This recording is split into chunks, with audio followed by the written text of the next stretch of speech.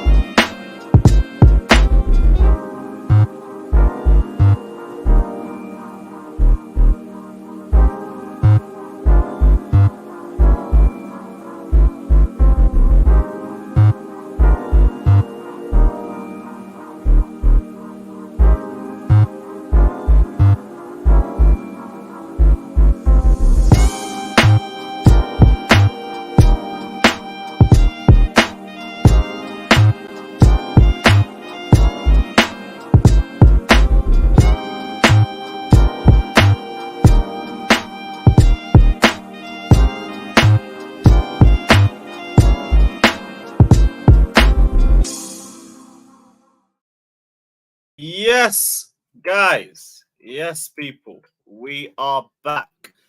Apologies for the lateness, as always, but you guys are used to it. Big up everybody that's in here, though. Just changing the title quick. Yeah, that's all good. That is all good. Right, so we got the latest on the Lukaku situation. Nobody wants him. The end. Hell, even PSG fans don't want this guy. Apparently, PSG came out a couple hours ago. I think it was reported by Gazzetta dello Sport or one of the Italian pages, Tutto Mercato Web, saying PSG are now the latest club to make it clear that they don't want Lukaku. Nobody wants Lukaku. Even we don't want Lukaku. But someone has to take him. Someone has to take him. We'll figure out where he ends up going. It'll eventually end up being Juve, AC Milan, or Saudi Arabia, whichever club they decide for him to go to. But this saga is fucking hilarious. Fucking hilarious. We're going to go through the latest on the Lukaku situation. We got news on Aubameyang, Ampadu, Hudson-Odoi. Interest in Kolo Muani, even though I feel like that's, again, another think piece, but we'll get into that. We got the latest on the Caicedo situation, and I think that's about it.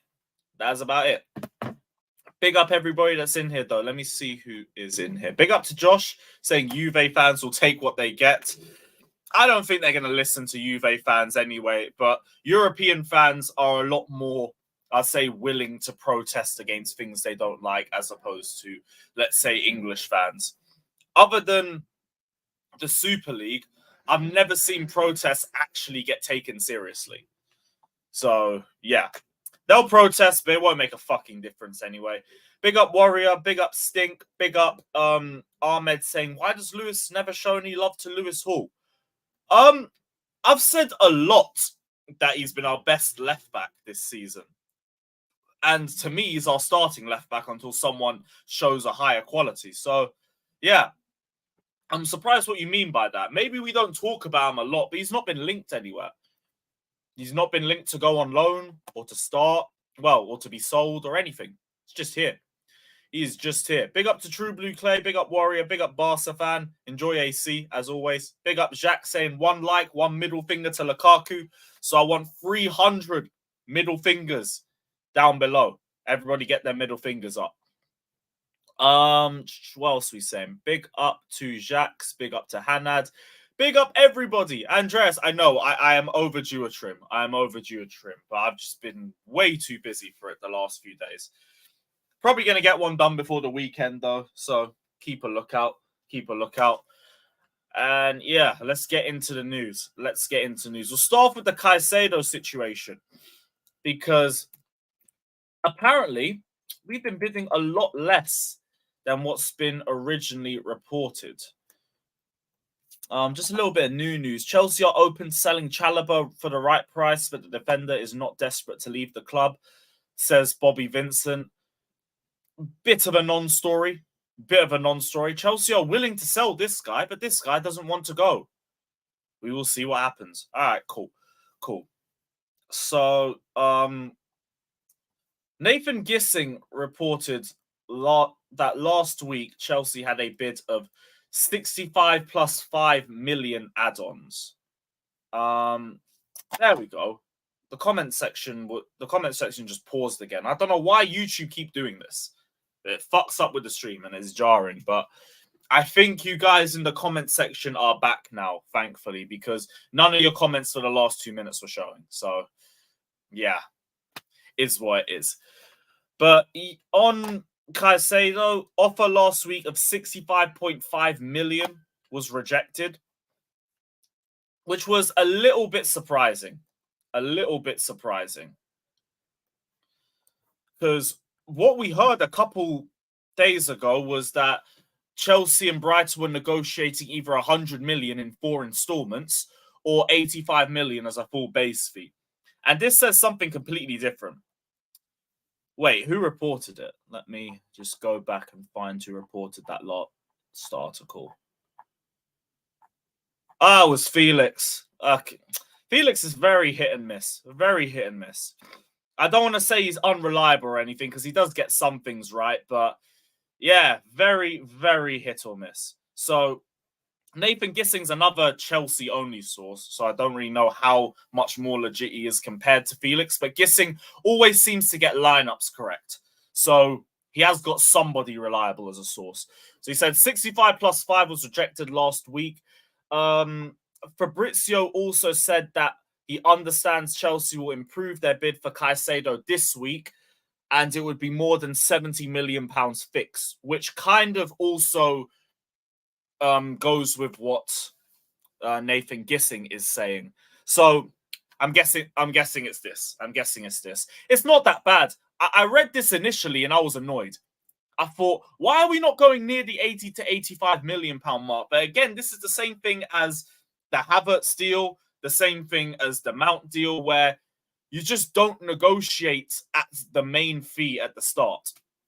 You try and build up a little bit to it and see how low Brighton are willing to go. And that's all that we're doing. First offers are usually low. We've seen that all the time. And this was last week, so it wasn't really a recent offer. Kind of explains why things have stalled for so long. What Nathan Gissing is saying is, again, in line with what Fabrizio is saying. So I kind of believe it. The bigger question, though, is probably why have we been negotiating for weeks only to get to this amount? I would have thought maybe we tried this 2 to 3 weeks ago, and then by now we would have got to the 80 to 85 million. And if I had to guess, I feel like they probably would have been trying to involve Colwill into the deal, and that's probably been what's been taking so long. But it's pure speculation at this point. It's pure speculation. Whatever happens is whatever happens. I've been saying this for the last 3 weeks. I'm not frustrated about this at all. Caicedo he seems frustrated because we got a report as well from Ben Jacobs saying Caicedo is really unhappy and agreement for a move to Chelsea isn't in place yet. He returns to Brighton with progress expected this week. Chelsea are yet to table another formal bid, but they are looking for around 70 million plus add-ons. As revealed, this has always been the ballpark. 70 and then maybe 15 might be enough. That still gets you to the 85 million. Or maybe they want more of a base fee and then you go to 75 plus 10 or something. What's this comment? Ornstein reported 4 weeks ago that a bid of 60 plus add-ons got rejected. Really? Really? Fucking hell. Fucking hell. This thing is messy as shit, you know. Okay, so 60 plus add-ons got rejected 4 weeks ago, allegedly. Now, after a couple weeks, we've got to 65 plus 5. This shit is confusing. It's confusing. But don't get annoyed just by the confusion. Like, we're still the only clubs that are in for Caicedo. Like Josh is saying, whatever it is, it's probably going to be less than Declan Rice. So, it's nothing to really stress about. It's just very confusing. And to be honest, I'm not really a businessman like that anyway. So maybe I just don't understand it correctly. But as long as he gets done, don't worry, don't stress. It's what I will keep telling you guys. It's what I will keep telling you guys. Like, if this gets done, it probably will get done for less than 90 million. And we're all going to sit back and we're all going to relax and we're all going to be happy. The only thing is, we're hearing different things from a bunch of different sources, like we say all the time. But the one report that seems to line up together is that Chelsea are going to come in with another bid of above 70 million as a fixed fee. And 65 plus 5 seems to be the last bid that Chelsea dropped. So, yeah. This shit is a fucking mess. But we'll see what happens. We will see what happens. You need to be careful. Liverpool get their transfer fee. They might hijack the deal. If Liverpool wanted to hijack this deal, they would have done it by now. Look how far we've gone in a month. Look how far we've gone in a month. We've gone from allegedly, 55 million, not 65. So we've gone from 55 million to about 70 million. That's about 15 million difference. If Liverpool wanted to hijack this, they would have already done it. So, yeah, chill. Josh, I'm glad you see the vibe as well. I'm glad you see it as well. Everyone is just getting more and more frustrated as the days go by. But until the deal gets hijacked, until Chelsea pull out of the deal, or until Caicedo says he doesn't want to join us, chill. Lewis, you're solely focused on Caicedo, and we've got more problems than that. If we're not ready for Liverpool, wouldn't be surprised if we lost 3-0 at home. Let me know the problems, because to me, as soon as Caicedo comes in, our defense is sorted, our midfield is sorted, and our attack is sorted, unless we decide to go for a number 9. The only real worry is goalkeeper. And like I've been saying, I don't rate Kepa, but Kepa is good enough for a top 4 race. So, yeah, if 3-0, no. Like, it is literally just Caicedo for me. Then get me some depth in the 10 position, which ideally would be Cherky. If we need to go for a striker, go for a striker. And then, fuck it, we gotta have Kepa for another year. Unless we go in for a goalkeeper. But someone tell me, like, where else has to be sorted? Attack is sorted. Like, right now, it's going to be Mudryk, Madueke, and it's going to be Jackson. We can't say anything about Jackson until we watch some games of him. He could be very good for us. He could be very raw. One or the other. We don't know until Thursday. So I'm not going to say anything about it until at least Thursday when I've seen a little bit of him in action. We can't say anything until then. We've been saying for how long, oh, look at Brighton. They bring in all these random gems from nowhere and then they ball out and then we buy them off them for 60 to 100 million. Now we do the exact thing that Brighton have been doing with some of the scouts that we took from Brighton, by the way. People are saying we're going to get battered at home because we have inexperienced players. How about we see how the players play before we judge them? Because that's what Poch is doing. He's waiting till pre-season. He's going to judge his attack based on that. And then if we need to go in and strengthen, we are going to go in and strengthen. Until then, relax. Relax. So, yeah. Other than that, like, what are we doing? Better quality depth at cam. That's next after Caicedo, so I do agree.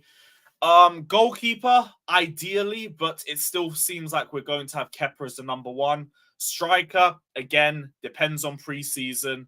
Midfield depth, I agree, but midfield depth is also not something I'm going to sit here and be fucking scared about. It's like, we're going to go for that depth once our starting 11 is sorted.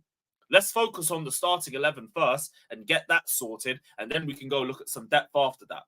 We're literally doing that afterwards. Cherki is going to come in to be depth if we bring him in, because Nkunku is going to be the 10 if we play that position.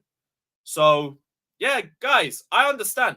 There are areas that need to be strengthened still, but people acting like our team's fucked. As soon as Caicedo's done, to me, our starting 11 is kind of already set out.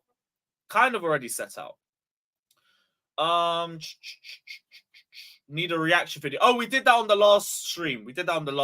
So check that out. Bro. Sterling, Jackson. Oh, yeah, we have Sterling as well. We got 3 wingers.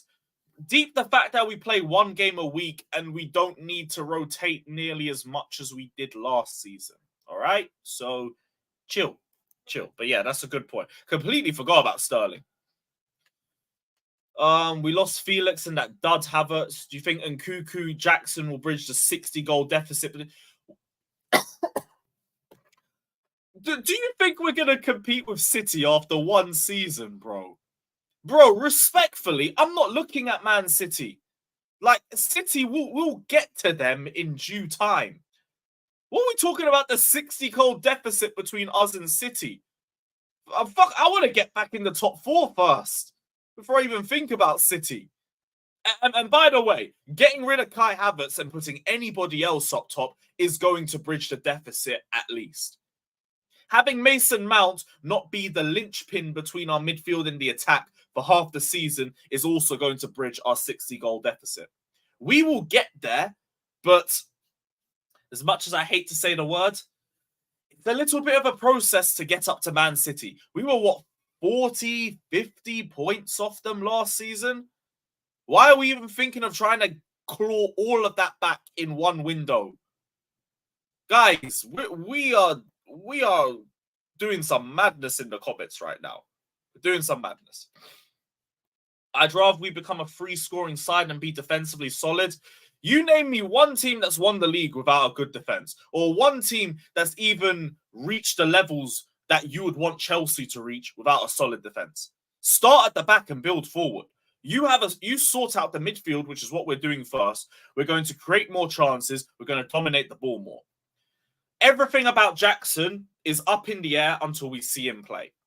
Can't say anything about him until we see him play. Mudryk, Madueke, Sterling. Mudryk and Madueke need to keep their development going, but we will see how they perform this season. Sterling should be a lot better now that he's a lot fitter. So, yeah, cool. Are you happy with Kepa as our goalkeeper next season? I will firm Kepa as our goalkeeper next season. I'm not happy about it, but I will accept it. Because Kepa is good enough for top 4. I will keep saying that. He's done it for us twice. One of them was in his worst ever individual season, and he still got us contributed. He contributed to us getting top 4. The first season, he got the 3rd highest clean sheets. So he's clearly good enough for top 4. He's not consistent enough for a title race. Totally agree with that. We will not be in a title race. The only way you can even quietly talk to me about a title race is if Harry Kane walks in the door. Until then, I'm not listening.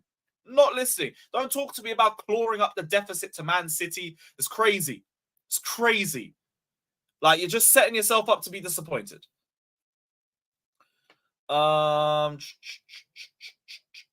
Anything else? Anything else? Not all about stats, but Cherki's stats in the French league are 4 goals in 30. But Cherki, I don't believe, is coming in to start. He might get to the level where he starts for us, but he'd be coming in as competition. Not as a starter. Not as a starter at all. Exactly, bro. I was screaming, not even 3 months from January. Go back to my fan cam when we lost 2-1 to Fulham. I was like, all I want is 15 points, get me to 40, and I'm happy. Now we want to talk about getting another 40 more on top of that and getting close to City. It's not happening. It's not happening. Oh yeah, Josh, it's why you're a mod. You can block whoever you want. That's fine. That's fine. Right, off all of this stuff because I feel like our expectations are all over the place right now.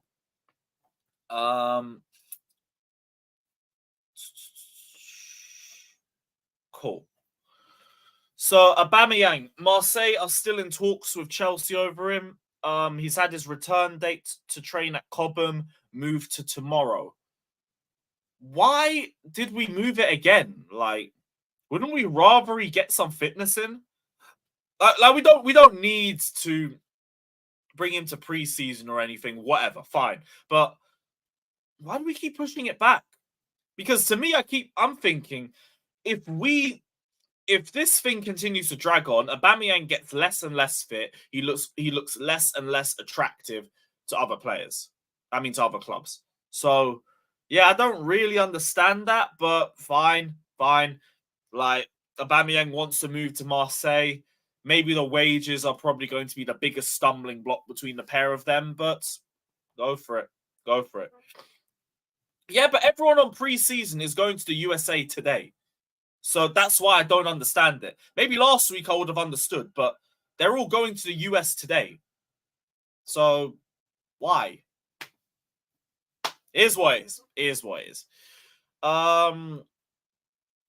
Yeah, Lukaku as well. He's going to report back tomorrow. I'm guessing the squad's training today, and then they're going to the US, and then tomorrow everybody else comes in. Maybe that's what makes the most sense. That's what makes the most sense. So, full focus is now on trying to arrange the Juventus deal. Rock Nation, Lukaku's lawyer, the player, the family are all working together to try and end the saga. Don't forget all of us. We want this done too. We want this all sorted too, and we want him gone. But nobody wants this guy. PSG made it clear they don't want him. Who else? Juve fans are outside the club's medical center protesting this. I'll put it up on the big screen for you guys. All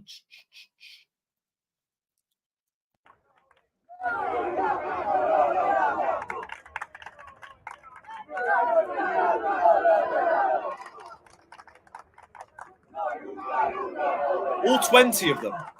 Fair play. All 20 of them. It's not going to mean a fucking thing, but yeah, nobody wants this guy. Nobody wants this guy. But yeah, if you lot hold him, that's your problem. That is your problem. Jimmy's like, that's 50 losers. Can't be asked. Big up Mitchy boy. Big up my guy Mitchy boy saying, all need to chill. We bring Caicedo in, it starts to cook. Big up Lewis by G. Big up, bro. I'm glad you see the vision. Starting 11 is basically all set for next season. And as long as Jackson ain't a complete bum, should be enough to make top 4. Should be enough. So I wouldn't worry too much. I said this. Hey, no. We had more people out for the Super League protest. We had more. Although I say that, I didn't even turn up for that. Super League protest was during 420. Sorry, I had bigger priorities. Hold that. It is what it is. But yeah, there was way more people there. Way more people. Lukaku, though, probably going to be the only one in training. Him and Aubameyang. I was going to say Ampadu, but he's just got his move to Leeds confirmed. Big up to Ampadu. Barely seen him play except under Sarri in DM. And it didn't really work out. I'd wish him good luck, but you're going to Leeds, and fuck Leeds. So, yeah, just hope you continue to develop there, and then find a better club. Find a better club. Oh yeah, and Cho. Can't forget Cho. Cho way or no way, and all of that shit. Even though he's another one where it looks like there's no way for everybody else. Fulham just had a bid for Hudson-Odoi rejected. Cho is deciding whether Fulham are deciding whether to go back in with an improved offer, and Hudson-Odoi is expected to leave Chelsea this summer, entering the final year of his contract. What I want to know is how low is the bid? Because we were letting players go off to Saudi Arabia for silly numbers. Ziyech was meant to be 8 million before the deal fell through. I think Mendy was about 15, 20, maybe the same thing as Koulibaly as well. They were just paying book value for the players. So how low was Fulham's bid for them to reject it? Maybe homegrown tax and everything might play a factor in this too. Maybe. I don't know. But we want to sell him and he wants to go. I expect him to find a club. If it's not Fulham, maybe it'll be Brentford. Maybe it will be Nottingham Forest. They've all been linked with him. AC Milan were meant to be linked with him as well, but he ain't breaking into that team either, so I wouldn't go there if I was him. Yeah, find a club. Find a club, mate. Cho was begged by Goalie personally not to go permanently last season. Now look. That's what happens when you pull up 0 G&A in the Bundesliga. Like, you played yourself. You played yourself. They brought William back instead of buying Cho. As much as I don't even like William, fair enough. Like, he's a better player. Much better player than Cho. Much better. One of Spezia's standout players, to be fair. Fair enough. I didn't even pay attention to his loan. We should keep Cho for depth. Why? Unless he looks like the second coming of Eden Hazard in pre-season. I'm not even entertaining that. I remember last pre-season he looked like a bag of shit. And I was thinking, maybe this will be the season it works out for Cho after one 45-minute game. I was like, nope. Send his ass out. Out. I'm bored of him. Fucking bored of him.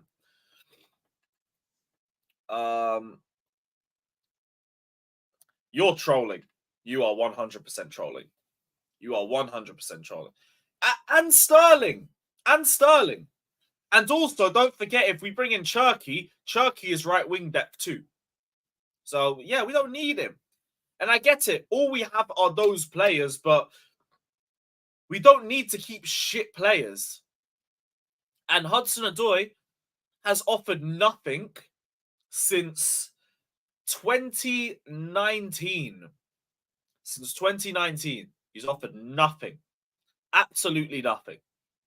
So, yeah, why keep him? He's done nothing.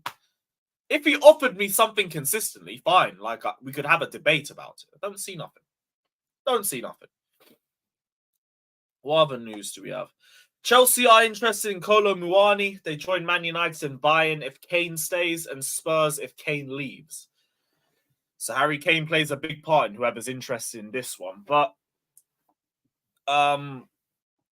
this just feels like a think piece. We are interested. We're monitoring and all of that crap. All other sources are saying we're not looking at a striker until we have a better look at Brozier and Jackson. So all this is just interest. Looks like a good player. He's had a great season for Frankfurt, but I always feel a little bit iffy when it comes to Bundesliga forwards. I'll have a deeper look into this guy if we're actually showing some serious interest. But for me, right now, I don't think we're looking at him. I think we're waiting another year for the transfer window, because the striker market will look a lot better in a year's time as opposed to right now. And this is what I was saying on Goonies' channel yesterday. We did our first episode of the Great British Bake Off. So check that out, people, when it goes out on his channel later. But the striker market looks way better next year. Osimhen has 1 year left on his contract. Napoli will sell if he doesn't re-sign by that point. Kane likely will be on a free if he doesn't leave by then. And if Kane is still at Tottenham next season, he is going to be very close to breaking the record next year. Well, the season after, which says to me, if he don't leave this summer, he is not leaving England. He is not leaving England, and we can try and make a move for him then. Who else? Tony. The ban will be done. Should have a year left. Could even go for him in January. Right now, the striker market does not look as good as it will in a year's time. So I understand Chelsea's patience on this front. We have rushed with strikers how many times? How many times? All to just be here in a year's time saying we need to go in for another forward. Let them do what they need to do, because right now, I actually feel like for the first time in ages, we're being, what's the word? We're being smart. We're being smart with our investments. We don't know about Jackson until a couple days' time. So until then, we're not saying anything. But the striker market will be much better in a year's time. I would rather Chelsea wait a year than go in now. Because the only player I could really think of and say that we're linked with that I would want, it'd probably be Vlahovic. And even Vlahovic comes with his question marks because of the last season under Allegri. I don't know if it's just the build-up play and the system of Allegri, or if the guy's just declined. I know Tony will ball out for us. I know Osimhen will ball out for us. I know Kane will ball out for us. So those are the three where if we're linked to him, I'm 100% saying, get them in now. So, yeah, relax. Look at the other options, like Balogun and Højlund as well. Balogun's done well in the French league, but fucking Lacazette went there and was top goal scorer, and he was a bag of shit at Arsenal. So, bit iffy about that. Højlund, he's had one good year for Atalanta, and they won 80 million for him. What are we doing? I wouldn't want that one either. Wait a year unless Jackson's a bum and unless Brozier's a bum. Then maybe we have to rush something. But patience. Exactly, man. Do you know how depressed I was going into last season, knowing that I was going to have a full year of fucking Kai Havertz up top? After that shit that I've gone through, I will be patient with the next one. Because regardless of who I'm going to be watching, it will be better than Havertz up top. That is the worst forward I've ever seen start for my football club week in and week out. There's no way Jackson can be worse. There's no way Brozier can be worse. No way. Højlund only had 80 million. See what? Patience. Exactly that. Exactly. I had less goals than fucking Vlahovic. And even Vlahovic is having questions. Fuck that. What else do we have? So we spoke about Oba, spoke about Cho, Lukaku, Muani, Caicedo. I feel like that's about it. It might be about it. Let me just check my bookmarks quickly. Badiashile is targeting a return at the start of the new season, but he will not go to the USA. Okay, that makes total sense. No reason to panic about that. Hopefully, being surrounded by players who don't want to be here, like Oba and Lukaku, doesn't infect his mind and anything like that. But yeah, other than that, get well soon and get fit. But yeah, link is going out. Big up to my G Warrior. He was already ready. While I'm doing this, as always, smash the like button, subscribe if you want to guarantee your comment gets read out. Hit the super chat button, and let's get the panel in. How many likes are we on now anyway? 150. Yeah, 200 likes before the panel come on. 200 likes. Let's aim for that.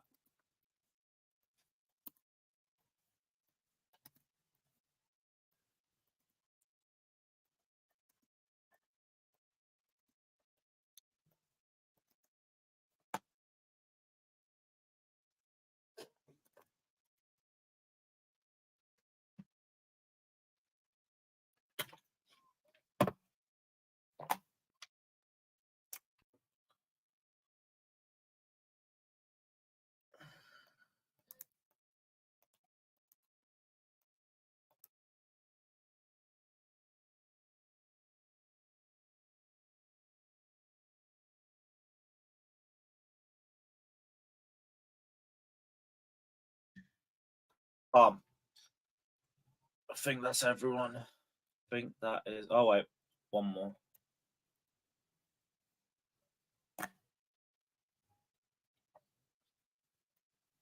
Cool.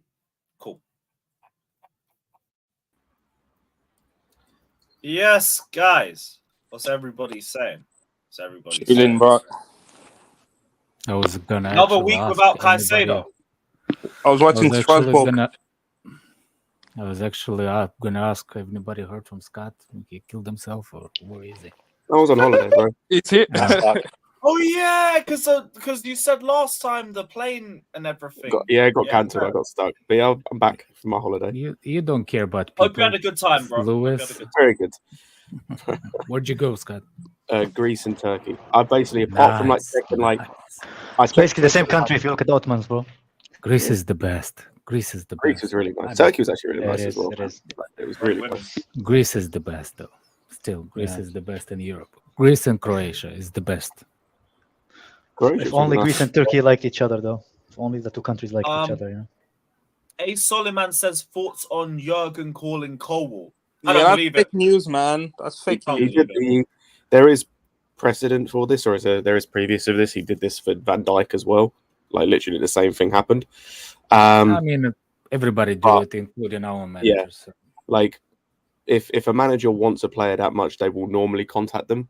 Like that's normally how it is. And it's like it could also be fake news from that guy. I believe it's real, but I also believe it doesn't make a what. Like why you call it fake news? Because Darko said there was no contact. Yeah, and Darko is different between Felix. How? No, they're both fake news. So I take the one that I want to hear. Oh, okay. Yeah.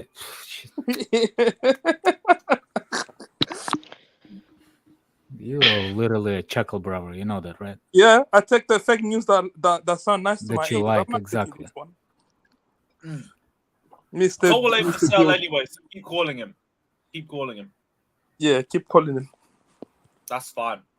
That is fine. 1 second. I mean, we do it too, Josh. We also doing the same thing. So with Caicedo, not with Caicedo, with anybody else. We did it before. I say teams do it all the time. All the time, yeah. That's all the time. Like we're literally doing it after the games. We played and we're like. But exactly, like it doesn't mean anything. Like Colwill, I guarantee he's not leaving this window. Like, I think the club want to see what he's going to do. I think Pochettino wants to see how he's going to be. Like the only way I see him leaving this window is if he has a catastrophic pre-season, or not even that, Alex. Even if he tries to force it, I don't think we'll sell him because this is what I'm deep in. I don't think people understand. People don't. You don't have to, unless their contract is ending at the end of that season, which Colwill's isn't. You don't need to sell him. Even if he says, I want to leave. Exactly. Why do you need to sell him? Isn't he here till like 2025? It's like 3 years. Or 3 years, sorry, to 2026. So it's like, cool. Yeah. If he says, I want to leave, pay us then. Pay to rip up your contract then. If not, shut up and sit down. Bro. You stay here.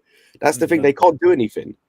So it's like, even if he wants to leave, the only way he leaves is if he has such a catastrophic start to the season. I'm talking like, Bakayoko levels of bad. Jonathan Woodgate at Real Madrid levels of bad, which I don't think he is that bad. He won't be leaving this. Sal debut. Yeah, literally. No, worse than that, bro. I'm talking pre-season. I'm talking from the moment pre-season starts to the moment Badiashile comes back in, or they decide what the first choice centre-back pairing is at the start of the season. If every game he plays between now and then is just shit, like I'm talking, it is Saul or Bakayoko levels of bad. He's not leaving this football club, especially not this window.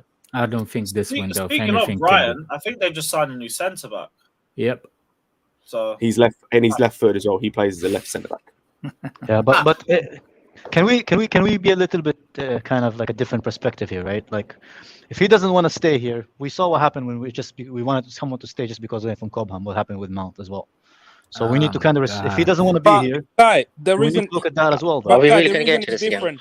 The reason is different. This guy is actually good.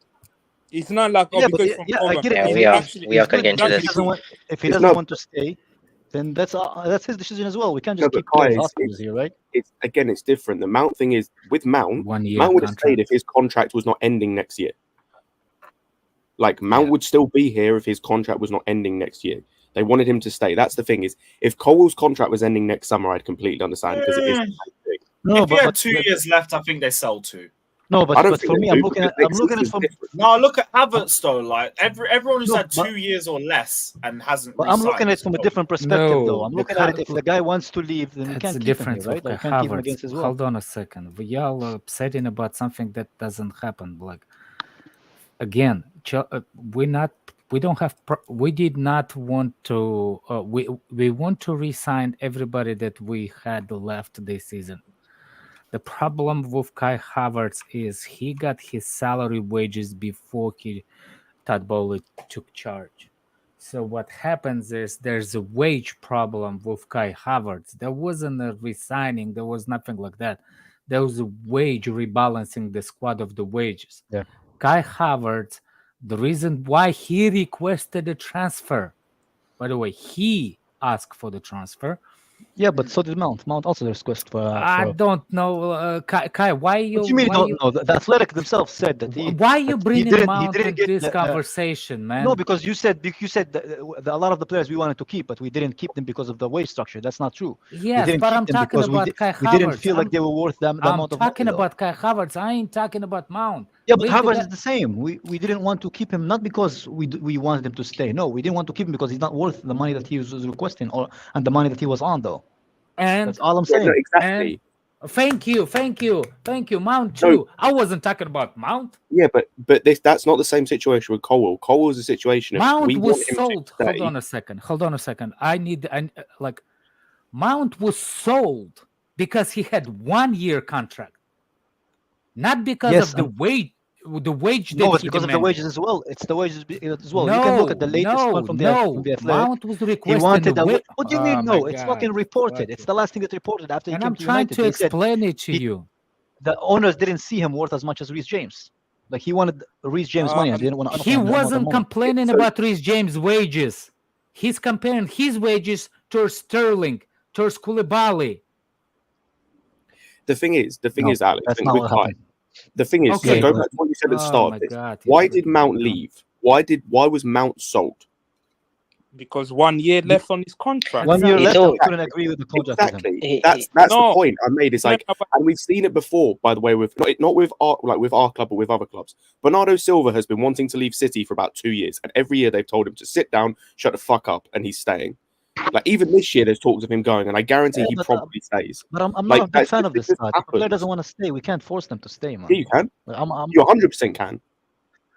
Nah, I don't know. I think we're complicating things for no reason. Colwill wants game time. He will get game time. End of story. Like anyway, I don't understand. Anyway, I was trying to finish a conversation in the first place. If they're contracted, they can't leave. They can't leave. The reason why nobody think that Kai Havertz was going to leave this summer, no matter how much you try to push, nobody think that Kai Havertz was the one that's gonna leave this summer. Nobody. We all knew that there's a 50-50 of Mount, even though I didn't think at the end of the day Mount was actually gonna resign. But what I'm trying to say, Mount sold, not because at the end of the thing, wages is the part of it, but at the end of the day, Mount was sold because there's no room to negotiation, but had to sell him because he was 1 year contract left. If it was 2, there could be more of this, like, no, you sit down, we're going to. If you have 1, you have more benefits from the Mount thing. So Mount was sold more because of 1 year contract and less because of the wages. That's not true. That's not true, though. They couldn't agree wages with him since the World Cup. They said that the biggest case of why they wanted him sold. Okay. If he hold on a second. If he had a 2 year contract, in the he could have 2 or 3. He wouldn't get the salary that he wanted. That's one of the main reasons why he felt like he couldn't anymore. But it wouldn't be. I think that's what Alex is saying. Where would it differ? Where would it differ if he had 2 or 3 years? If they didn't want to allow his, they didn't want to keep his. Even if he had dumb. Can I answer you no, that? You if you just had don't 2 understand years, other people's opinions, bro. Sorry, Kai, let me answer you. If he had 2 years left on his contract, the club has more power. The club would tell him, you stay, you still have the 2 years, and then they will But the try. club didn't want him to What? stay. He'll because just they didn't say, see no, him run worth the down my price, contract. though. What are you talking about? Yeah, Just then run they'll down his sell him. contract. Yeah, They'll the sell him club after knew 1 year. They'll say no. If Mount had a contract till 2025, he would have been here No. next season because the No, club. he would have been sold for a higher price if he had a. They would have still sold him. Because The I only still reason think the club will at the get end- the same The amount. only reason, no, you live in a delusion where the club wanted to keep Mount. Most of the report, what they have in common is the club said, no, you're not worth the money that you're asking for, which is why he went to United and he got that fucking high ass wage. That's the reason. If he was here for 2 more years, they would have sold him for more. The only reason they sold him for this amount is because he had 1 year left. But they would have sold Mount him and nonetheless. Chelsea were never going to agree on a new deal. Exactly. That So was they would sold him he either way. couldn't. 2 It or was 3 never years. going to happen. That doesn't fan base. negate the argument though. Is if he'd have had Exactly. more than 1 year, That's would have not what been I'm here. talking about. I was going to say, regardless of whether he wanted to stay, the club wanted him to stay, regardless of that. Unless it's a case of the club literally viewed him like Lukaku and Aubameyang, where they're trying to force him out at any means necessary. If he had more than 1 year left on his contract, he'd be a part of the squad next season under Pochettino. Well, Whether we like it or not. Yeah, but we could have that argument because they wouldn't. Most of the season he didn't play for the other half. They always found something wrong with him to not play him. So I do think there is a lot. There's a much bigger thing than this. You remember the contract Alex losing his mind. when he deleted he deactivated his Twitter. He stopped talking. He stopped talking to the club. And The reason why he stopped talking is because He got his animation. power He was got in his animation. corner because the only thing he's left is a 1 year contract. That's why he had power in his corner. He didn't have any. They wanted to sell him either way. Oh Yes, my The, god! where he had the power can't, is when I is being can't. sold for less. Dumb. That's where he had the power. He had to say how much he could have pushed himself harder. But Chelsea still would have sold him if he had 2 years. He would have sold him for more than 55. The only difference that would change if he stayed for 2 years or stayed for a year is how much we would have charged for him. But that's it. The club were never going to agree for the amount of money that he agreed on. Hence why we sold Havertz. It actually linked to the Havertz sale because the Havertz already was on high wages and we wanted to get rid of him too. We're accepting. Same thing with Mount. Even if he stayed 2 or 3 years, he still wouldn't get a new contract. So what's the point? The club would have asked for more money. That's all I'm saying. Again, Mount would still, if Mount had more than 1 year left, he'd still be here next season. No, he would have been sold for No, I don't think so. 100% he would. But I regardless, was if gonna he would say, have stayed actually, this season or it's- not, it's Scott, like- Man United was still coming for him, and you don't know, he might have pushed him. No, Ziad, that's not the argument because again, Exactly, that's not like the argument. if United came in for him, right? Say he has 2 years left on his deal, and United offered what they offered. There's a chance that Goalie and Co turn it down because they view him as expensive. If Man United then come in with 80, there's a chance they do sell him because then that year extra that he's got on his contract is the 10, 15 million extra. Yeah, but that's why I said. Kai, it wouldn't. It's a case of he would have been sold regardless because he wouldn't. If United had upped their transfer value, he might have been sold. But if he hadn't, if he'd have just had 2 years left and they'd offered 65, he'd still be here. So what would have happened? Wait, Kai, can I see? They offered him What a would have happened next summer? Hold on a second. If he had the 2 year contract, would they offer him any bump in the raise at all? Why would they do 2 years before? What's the question again? I couldn't hear you. I don't ask you a question. You fucking dumb, so I'm not want to eat a fucking answer. 2 years. If you have 2 year contract, why would they offer him raise? Why would the contract conversation start? Because 2 years is not a long time. Because they offered him. Thank you. Because it wasn't enough money for him. He wasn't making enough money, and they only offered him a much lesser wage. You think he wanted to stay on 80k a week? Yeah, he wouldn't have stayed even 150. He wanted a new contract. Look at the wage that he's on now in United. Like no Chelsea player makes that money right now, right? Or am I wrong? Who makes that amount of money? Probably only Sterling. I swear, it's like I'm talking to different. I'm not asking him about his freaking wages and anything. There is a conversation about the contract and negotiation in the first place. The contract and negotiation started because of 1 year left on the transfer. And he wants more money. Yeah, but he has more money. No, it's not. No, that's not right. What do you mean that's not right? He's on 80k a week. You're not getting what he's saying. What's the He has 1 year left on his contract. That's when the negotiation starts. That's why nothing to do about it. Hey guys, I think you guys are looping right now. You've made the same points 50 times. You're not gonna. Of course, we talk about Mount. This guy. And I love how this came from a point of me saying that we can keep Colwill no matter what. Because I said you guys are looping. What's his name? What's his name? Just said that Ziyech guy. I know you have like autism, right? So you can understand when somebody is Relax. just move the conversation on, right? I know you have autism, but what I'm saying is you guys have said the same point. You said the same points over 5 times. You guys should just move on. Is that hard for you to understand? You autistic fuck. It was actually Kai who brought it up, but yeah. Watch on that proves me exactly right. I don't agree with this narrative. Even if he did stay, yeah, you not chatting shit, Daniel, man. He wouldn't accept that amount of money. We are giving him money that it's not. It's just boring to talk about the same thing. No, you guys are not going to. It's boring. So let's not start then. Hey, next up we have the old Lukaku v Haaland debate, so we can get back into. Brilliant. Imagine your name is Rice again. We can talk about that. Bro, can you just like imagine your name is Mo and you say somebody who has 2 master's degrees and speak fucking 4 languages and smart, bro. As soon as there's beef, fatter rolls. It doesn't mean that you have anything to do with this shit. Is there a beef What here? the fuck? Let's go, man. It does. Hey, what up, Fato?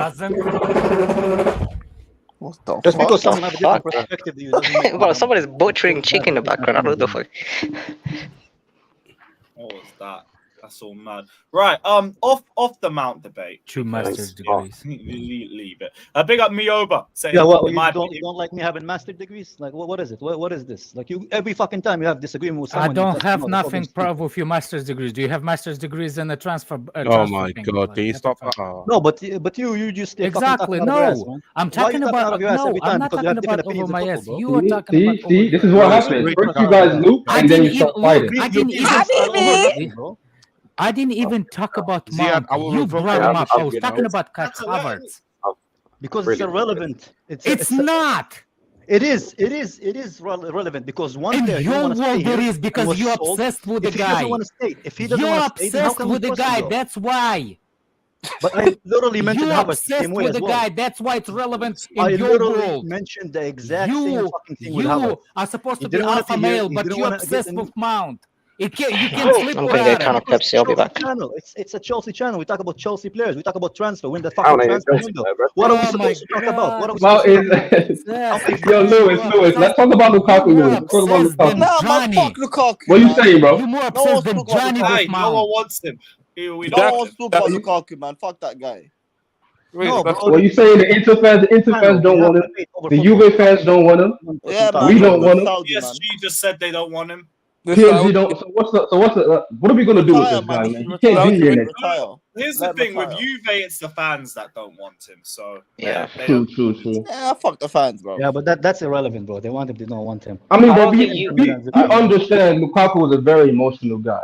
He's sending apologies to the Inter fans the moment he left. He's not gonna go to Juve. He's too soft for that. Yeah. If He's not going to. Saudi Arabia, Send him to I think you go Saudi. Arabia. No, he's not allowed think to go he Saudi. No. He doesn't want He's to got go no Saudi. option. Send Inter him don't to want Yes, him he anywhere. is He wants to actually. play. No, he's not. Start learning Chinese, buddy. Yeah, let him go China. Nah, man. He goes where he wants, man. He's the player, man. He decides where he wants to go, man. Yeah, this fan base No, needs to that- move from Lukaku. Lukaku's that not is gonna have true. any He does- impact. He's not He gonna have decide where any he wants to impact go, bro. It's not whatsoever. human trafficking. Thank You you, can't Josh. say Because- Yes, exactly. like- We haven't mentioned the Chelsea player in 30 minutes, but we're talking about the fucking Chelsea player. Fucking what? We have. We mentioned No, Colwill. no, Therefore, we reference his Lukaku's a Mount, Chelsea player. Lukaku's a How Chelsea is Colwill reference to Mount? because he doesn't. Because there's a lot of. We discussed if he wants to be here or not, or if Klopp called him. If he doesn't want to be here, we can't force a player to be here because at And the end how- it's gonna end the exact same way. Hey, man, It's like gonna end I'm the exact said, same this way. guy He's is not gonna sign a obsessed with contract this and guy, then- man. Like, literally, man. Bro, but it's literally irrelevant. And I It's- didn't only it's mention Mount. not I mentioned Mount literally. and Havertz. I watched Mount and Havertz. Exact same thing. If the player doesn't want to be here, we can't force them here, bro. Yes, you can.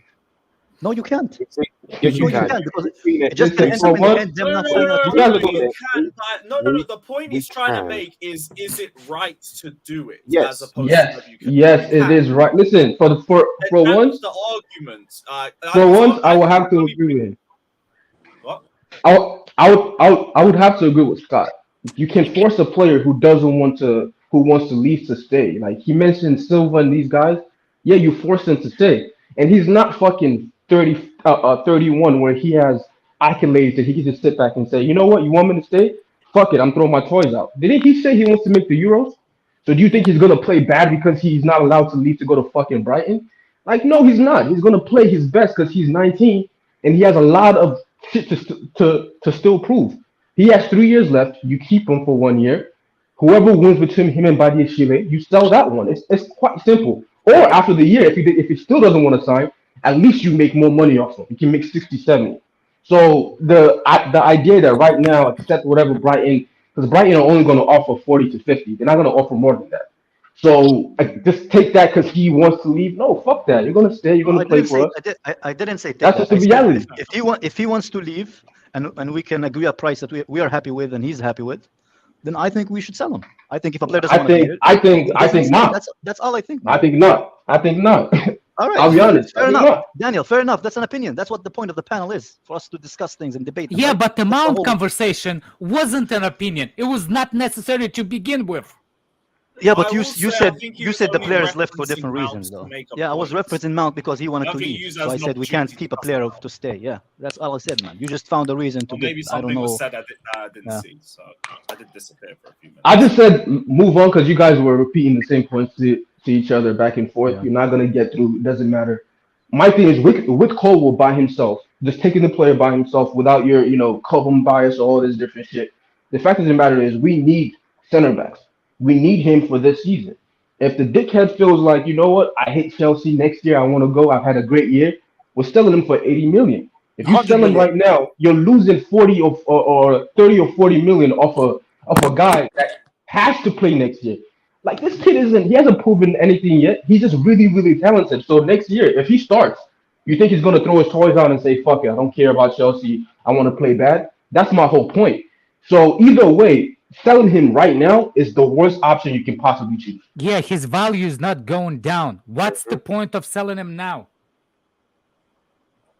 What's the point of selling him now? Value is not going down on a kid. After this Yeah, man, year, let he's him gonna play have out 2 on years 21. left. No, but Under 21, what do you think we're like? We have John Terry playing that we can do that? Like, who do you think is We got playing in our Badiashile, center man. back? What's the problem? but Who's fucking, Shili like- hurt. He's not even going to Yeah, start man. the Don't worry, season. we'll sort out, man. Thiago Silva can play there. No problem.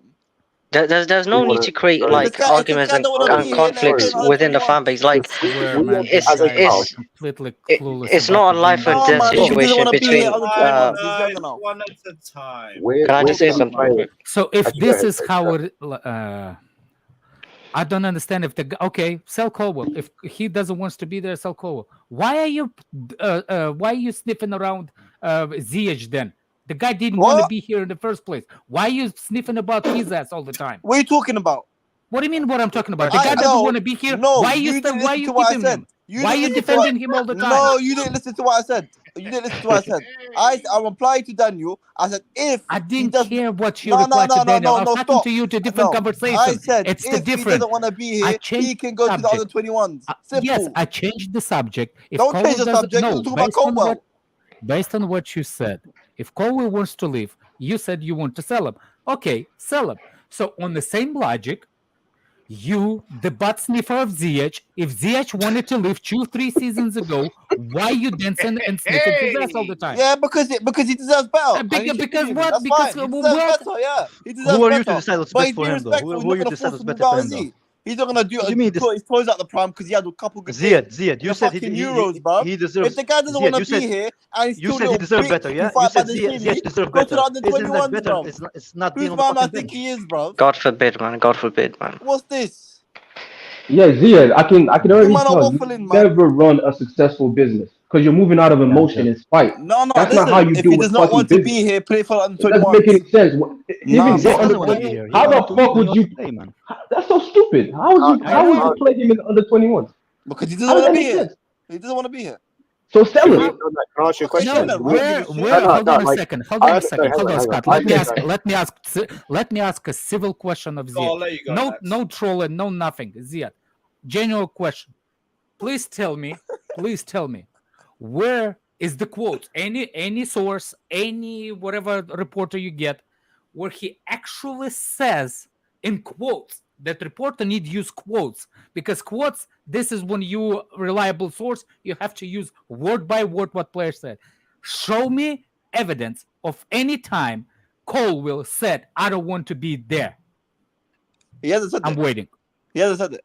But that's what I said. If I was replying to what Daniel said. I said, Oh if my he God! acts like that, now he can cut. you've been screaming and Simple. shouting if he doesn't Simple. wants to be there. But why you screaming and shouting if he doesn't? If you're not sure, why you wanted so much for him to go? Because like we've been talking about for weeks, you read some comments, you read the interview, you see the way he's acting. It doesn't seem like he's dying to be here. But that's your interpretation of the guy and exactly. your interpretation of exactly. the reporter. That's my view on it. Exactly. That's fine. That's Yeah, it seems like you have hold more. on a second, but if this is your view, if this is how you think the view, why are you defending Ziyech then? What is this, bro? Are you trying to bring a No. You see how dumb you think I am? don't see it because Based on it makes switching, sense. hold on a second. Based on how you think how dumb I am, switching from Colwill to Ziyech, this is how I feel when this moron brought Mount into conversation. Because it's a relevant thing. The only moron here is you, bro. Because you have the emotional fucking girl, bro. You can't debate things without screaming and insulting. I'm not debate. This is not I even a debate. The only moron here is you, man. Oh my I'm fucking God. tired of this shit, man. You know, Fucking debate with a fucking girl, man. I want to just go back to one thing or point out one thing just because I keep seeing it from one person in the comments that keeps bringing up saying Cole's proven nothing. Neither in the grand scheme of things at Chelsea is bad as Chile. If you're going to bring up the point Colwell's only started 13 Premier League games, Badiashile started 11 last season. Well, he done it in the Chelsea shirt, Scott. Cool. Which What the means... fuck, man? Who finished? Yo, hold on. Hold on. Hold on. Let me talk to Ziyech really quick. Ziyech, you crackhead. Where did we finish and where did Brighton finish? Please tell me. Exactly. Meet me at King Cross and piece of shit. What's wrong with you, man?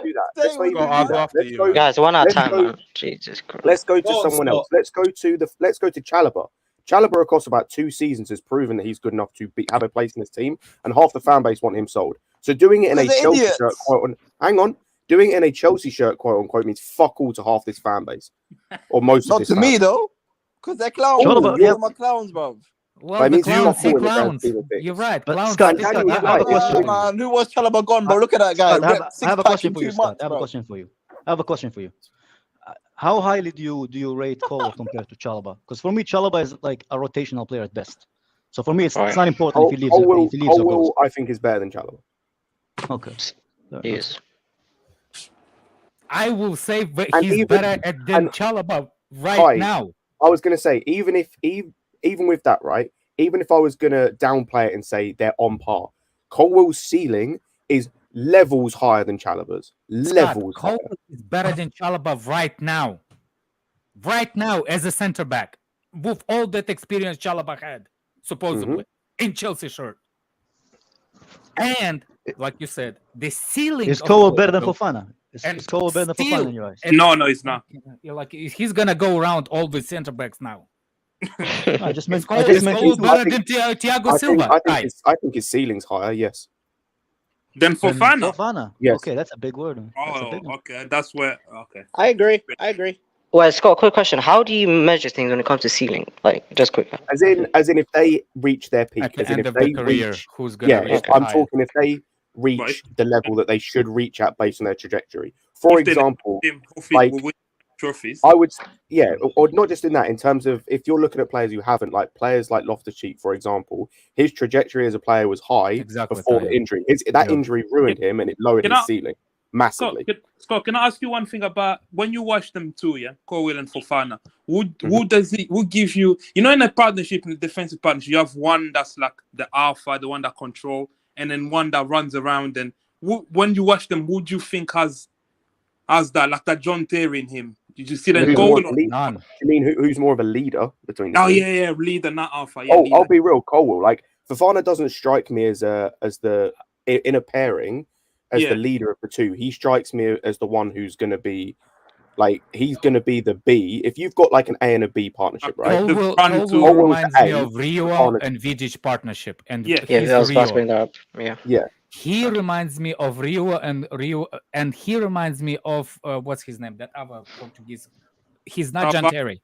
He's not John Terry. Colwill is not.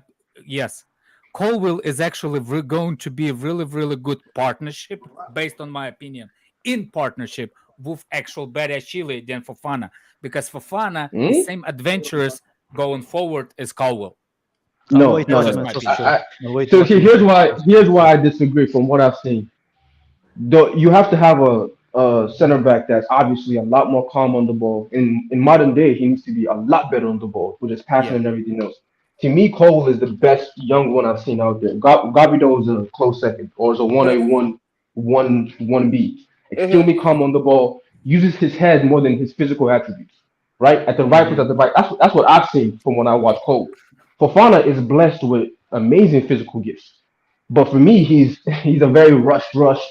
You know, I'm gonna lose you, but I'm gonna get back and recover with my physical pace. I think I'm it's gonna rush passive into race. the tackle. Sorry, If I miss it, I'll foul y'all. Move on. Like I like Fofana, but I do not see that calm. He's not. To me, when I see him next to Badiashile is way more calm than him. But that's what I'm saying. I don't think. Hold on a second. I don't think Colwill is the same thing as Badiashile either. Colwill reminds me. They play very similar. They play very similar. Very similar. But Badiashile, if you look at Badiashile's build, right, you would think he's Sorry, why do people have to lie? Super Pochettino, Colwill did not get Huddersfield relegated, bro.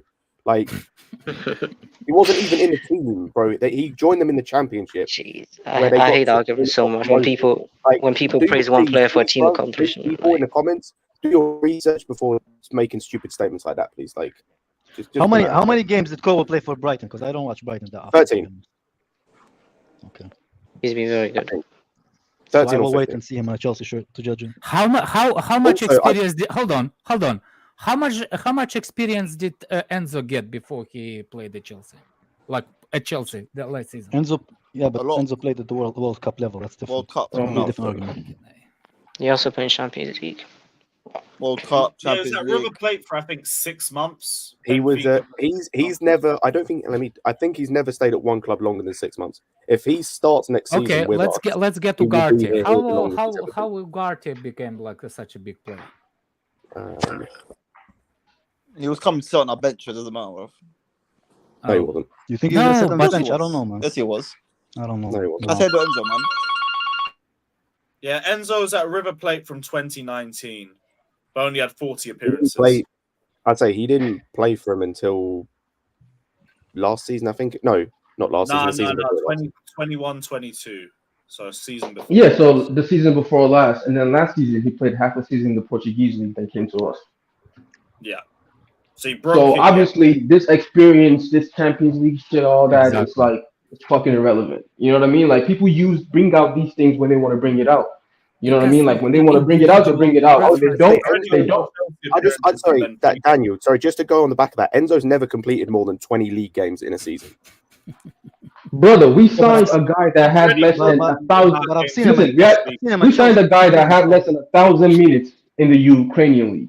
Literally didn't play more than 10 games every season. I was gonna say he literally Daniel. He never in his career. He never. Until we signed him, he hadn't completed 50 league games, I think, or only just. Yeah, but he has been shit. So I don't know if that's a good example, though. He hasn't been good for Chelsea. Yeah, but that's a guy that we signed for fucking 60 million, right? So we're judging talent, and that's in the same way that we're, signing these same owners are signing all these other guys for around 20 million, 30 million, 25 million from the Brazilian league. No experience, no nothing. Some of them are coming into our team. So when we talk about a guy like Pope and experience, but Daniel, I don't think I'm not being fair when I said I want to see what he does for Chelsea first before I judge him. I don't think I'm not being fair. You're not. No. I'm not gonna give the guy 6 months. You're gonna give the guy a year. First of all, on brilliant point of Mudryk, even though I don't really care how much he cost and how much he played, I still think that the 6 months, to think about it, not even 6 months. The guy played a handful of games for Chelsea, but you already don't rate him. My question to you is... I didn't say I don't rate him. No. Do you know that the league in Ukraine already finished? They don't have it's not like the English Premier League. The only reason why he was in Turkey training is because of the Champions League. That season is over. They're supposed to be on holiday. So before he even joined the Chelsea, he's not even have a preseason, nothing. Yep. So I don't understand how you can rate or don't rate the player based on that. But you don't know that. I said so far. So far, I don't rate. based on what I've Yeah, seen. that's I don't well, rate. it's fair. But that's to the say, same. so- That's but- where it goes. The same thing for Colwill. I want to see what he does in Chelsea first. Before But I hold before I on go. a second. All right, Hold I think on a that's- second. I don't think that's an Hold on. outrageous. I don't think No, that's no, an no, no, no, no, outrageous no, no, no, no, claim, no, no. though. But the difference between Colwill, I don't understand. First of all, I don't see the difference between Colwill and Mudryk in the conversation for one specific reason. One specific reason. Colwill played in Championship, which is really close to Premier League. Some things It's are not actually close to tough in Championship. Championship. It's not. You close to don't. the Oh, Premier you League. don't rate Championship. I don't rate the Championship that highly. No. It's The a reason physical is like- demanding league. It's a So physical- no, It's no, no. physical demanding I- league, but the tell you, ability, I tell you the technical truth, ability Kai. of the I players tell are you not the even close, man. Kai. I want to tell you the truth.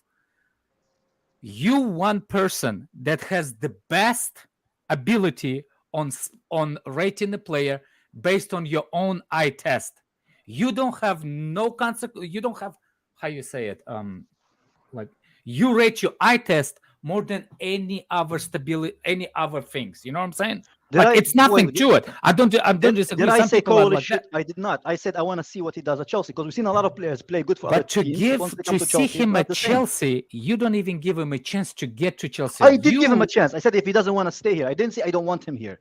Like Again, numerous I'll times ask on this you the panel, I same said I will keep him question. if he wants to stay though. Yeah. I understand that, but I will ask you a question. Where'd you get the assumption that he doesn't Doesn't what? want to stay at Chelsea? I didn't say he doesn't. I said if he doesn't want to stay at Chelsea. Okay. Because- So let's squash it. Look, I don't have problem with Kai people. You think I have, but I don't. I'm trying to understand Kai, or for Kai to admit it, that his eye test is more important than any other stats. And I think that's how he looks at the game, which is fair. Most of people do. I just look for a specifically different way because I tried to get through the ranks before. It didn't work out. It didn't work out not because I was that, because the money I didn't pay. Because back then I was supposed to pay money to get ahead. But my point is with Kai, he rates his eye test more than anything. That's all I want to say. Yeah, but I was wrong about players too. I was wrong about a lot of No, players too. no, It doesn't mean Kai, it doesn't mean what I say is the end of all. I just think because I was wrong before. I see the potential in Colwill. I see him as a good player, but I want to see what he does for Chelsea. I don't think that's an outrageous like. No. Thing It's not to ask for. outrageous. It's not outrageous whatsoever. I see what you're saying. If Colwill behave the way he behaves, but I don't want to bring the other conversation. But if Colwill was, for example, on the last year of contract, not bringing that other motherfucker back in the conversation. If Colwill had the same conversation with 1 year on the contract, I see your point. With 3 years, based on if, buts, and maybes, I don't. It's a meaningless conversation. It's a Okay, meaningless conversation. I have a when you similar have 3 years. conversation for the panel. If No, I Musiala don't had, think, you know why I if don't think Musiala had 6 years left, would you guys have sold it? You know why I think it wasn't meaningless though, because like it didn't just end up at 1 year, right? Because there is like different contract offers that came before that 1 year, before it ended to a 1 year contract left, right? So they couldn't agree on it before. So just because this is point B, like already with Mount it was point B, doesn't mean that Colwill is already going to be only on like point A. You know what I'm trying to say? Yeah. For example, eventually it's going to be the same. We could get to the same situation. That's what I mean. The reason why they want Colwill, the reason why they start conversation with Colwill about bumping his contract, it's the same scenario with a striker. What's his name? Chelsea's youngster. Broha. Last year. Yeah, the reason why they did it, it's the same thing with Colwill because they rate his talent so high, they urge to get 3 years before his contract actually due. You see what I'm saying? They just rate him that high. That's the reason with Colwill's conversation start. If he was average player and he was not, there's nothing is going to be into the conversation. Another thing, what's his name? Daniel asked, brilliant question. Brilliant. Please, Daniel. My question was because people are forgetting the talent, right? My whole thing is about the talent level. If we're trying to rebuild our team, we don't have time to be so arrogant that we can't. If a player wants to leave now because they're not getting game time or they're not promised it, then we'll let them go. And I use the example of a Musiala. If Musiala had 6 years left, I don't give a fuck if he wants to go to Germany. You're too talented for me to let you go. So, but for Chelsea fans, If they see back then, or 16-year-old Musiala wants to leave, fuck him. Let him go to Bayern. Who cares? Sell him. You know what I'm saying? Which doesn't make sense.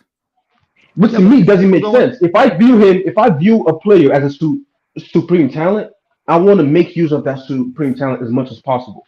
I want to give it as much chances as I can. Like, if it's a regular player, who gives a shit? But if it's a player that I believe that, and obviously the club believes that too, other teams believe that. So what we believe, the club believes. Yeah, no, not just them. Other clubs also believe that. So if that's the case, I'm looking at, like, again, I said prior, if I had Terry, if I had the world-class center backs I had in previous years, you can lose an Alex. You can even lose an Ivanovic. You can lose, whoever you want to lose because you already have one. I don't have one. Many of you think Fofana is already that. I personally don't. Right? So I have 3 center backs that I want to see over the next few years. Who becomes that? I'm not letting go of one early. I'm just not doing that, especially when they have 3 years left. Yeah, he wants to start. He wants to do this. Let him compete. If he's that good that by 20, he's like Terry, because at 21, Terry was damn near winning best defender in the world. Right? So at 21, if he's that good, then we have a gem. Then, you have to acquiesce to him. If he's not, then you sell him. But that's a key statement, though. If he wants to compete, that's 100%. If he wants to compete for a spot, that's fine. But for me, like even outside of football, in the workplace, right? Like, you work for a company, you don't want to be there, then I think the person should better leave that fucking company rather than be in a project that he doesn't believe in. Oh my God, Kai, this is not right. But that's just my opinion. That's just my opinion. You know how many people don't like their jobs and they still do it. Yeah, fine, he can do it. I'm not judging him. I'm just saying. No. It's not about judging you. The perspective of people, like, if you don't like your job, you should leave. Like, it's in the fairy world, yes. And seriously, this is just no. But I say, I want to keep Colwill. I'm saying if he doesn't want to stay here. We hear what you're saying. We're saying even if he wants to go, if he wants to, yes, exactly. Even if he wants to leave and he has a 3-year contract, I say, who are you? You signed the contract. A quick question. He's only asking for more opportunity, right? Yeah, game time. It's literally just game time. But this is way above the thinking process. Leave that alone. Because when I ask, give me the evidence, nobody's saying where's the evidence. Everybody wants to bring ifs. Hey, today is meeting day, though. Today is meeting day. I just remembered that. It's from the reports that I've heard, from the reports that I've heard. I think Colwill returns to the training, right? Sorry, can I bring flying now to US? Lewis, can I address Moyo? How is there a fucking bias? If I'm saying if he wants to stay, if he doesn't want to go, I'm literally giving him the decision to do what he wants with his life. I'm not saying I don't want him. I said if he doesn't want to, you're the one who's fucking biased, bro, because you don't understand what I'm trying to say. I want Colwill to go to stay. I like him. I think that he's a good player, but I want to wait and see what he does at Chelsea and if he wants to be here. That's all I'm saying. I've never said I want him out. With Mount, I said I want him out because I never rated him as a player since 2019. With Colwill, I rate him. I think he's a good player.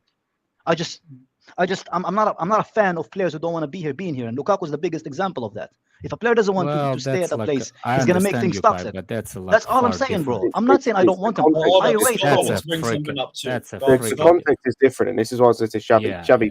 I'll be real. If Colwill throwing his toys out of the pram about wanting to leave is enough to cause disharmony in the dressing room over a 20-year-old who's never played for Chelsea, then this dressing room is full of bitches and pussies. This dressing room is this dressing room is full of bitches and that's my point. Isn't that the reason why I wanted a lot of these players gone for 2 years now? Yeah, but we've been in panels together many times. Look at what we're doing. We're getting rid of so many of those issues. We've got a guy in who, from all reports, all quotes I've seen, seems to, from day one, have stamped his authority on this team.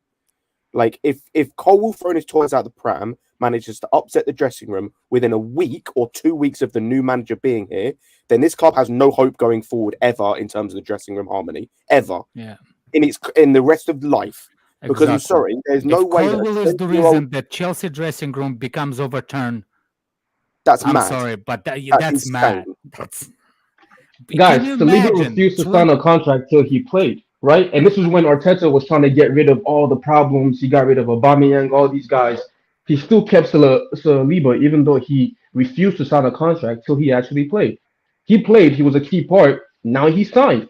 Why is that so hard for people to understand that players are not going to sign their life away without them knowing especially if they feel that they're that good.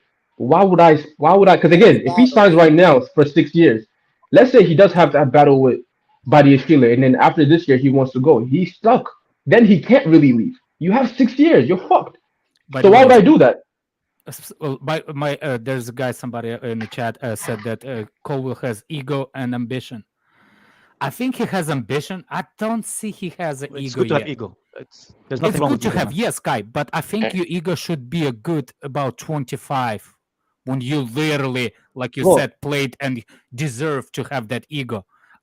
There shouldn't be no ego in 19, 20 years old. Yeah. But you say that. But if our players had ego last season, we wouldn't finish 12th. I mean, confidence and ego is two different things. Confidence and ego are two different things. But your ego comes from your confidence, though. I know, but confidence and ego are two different things. Yes, exactly. We did not have any confidence last year.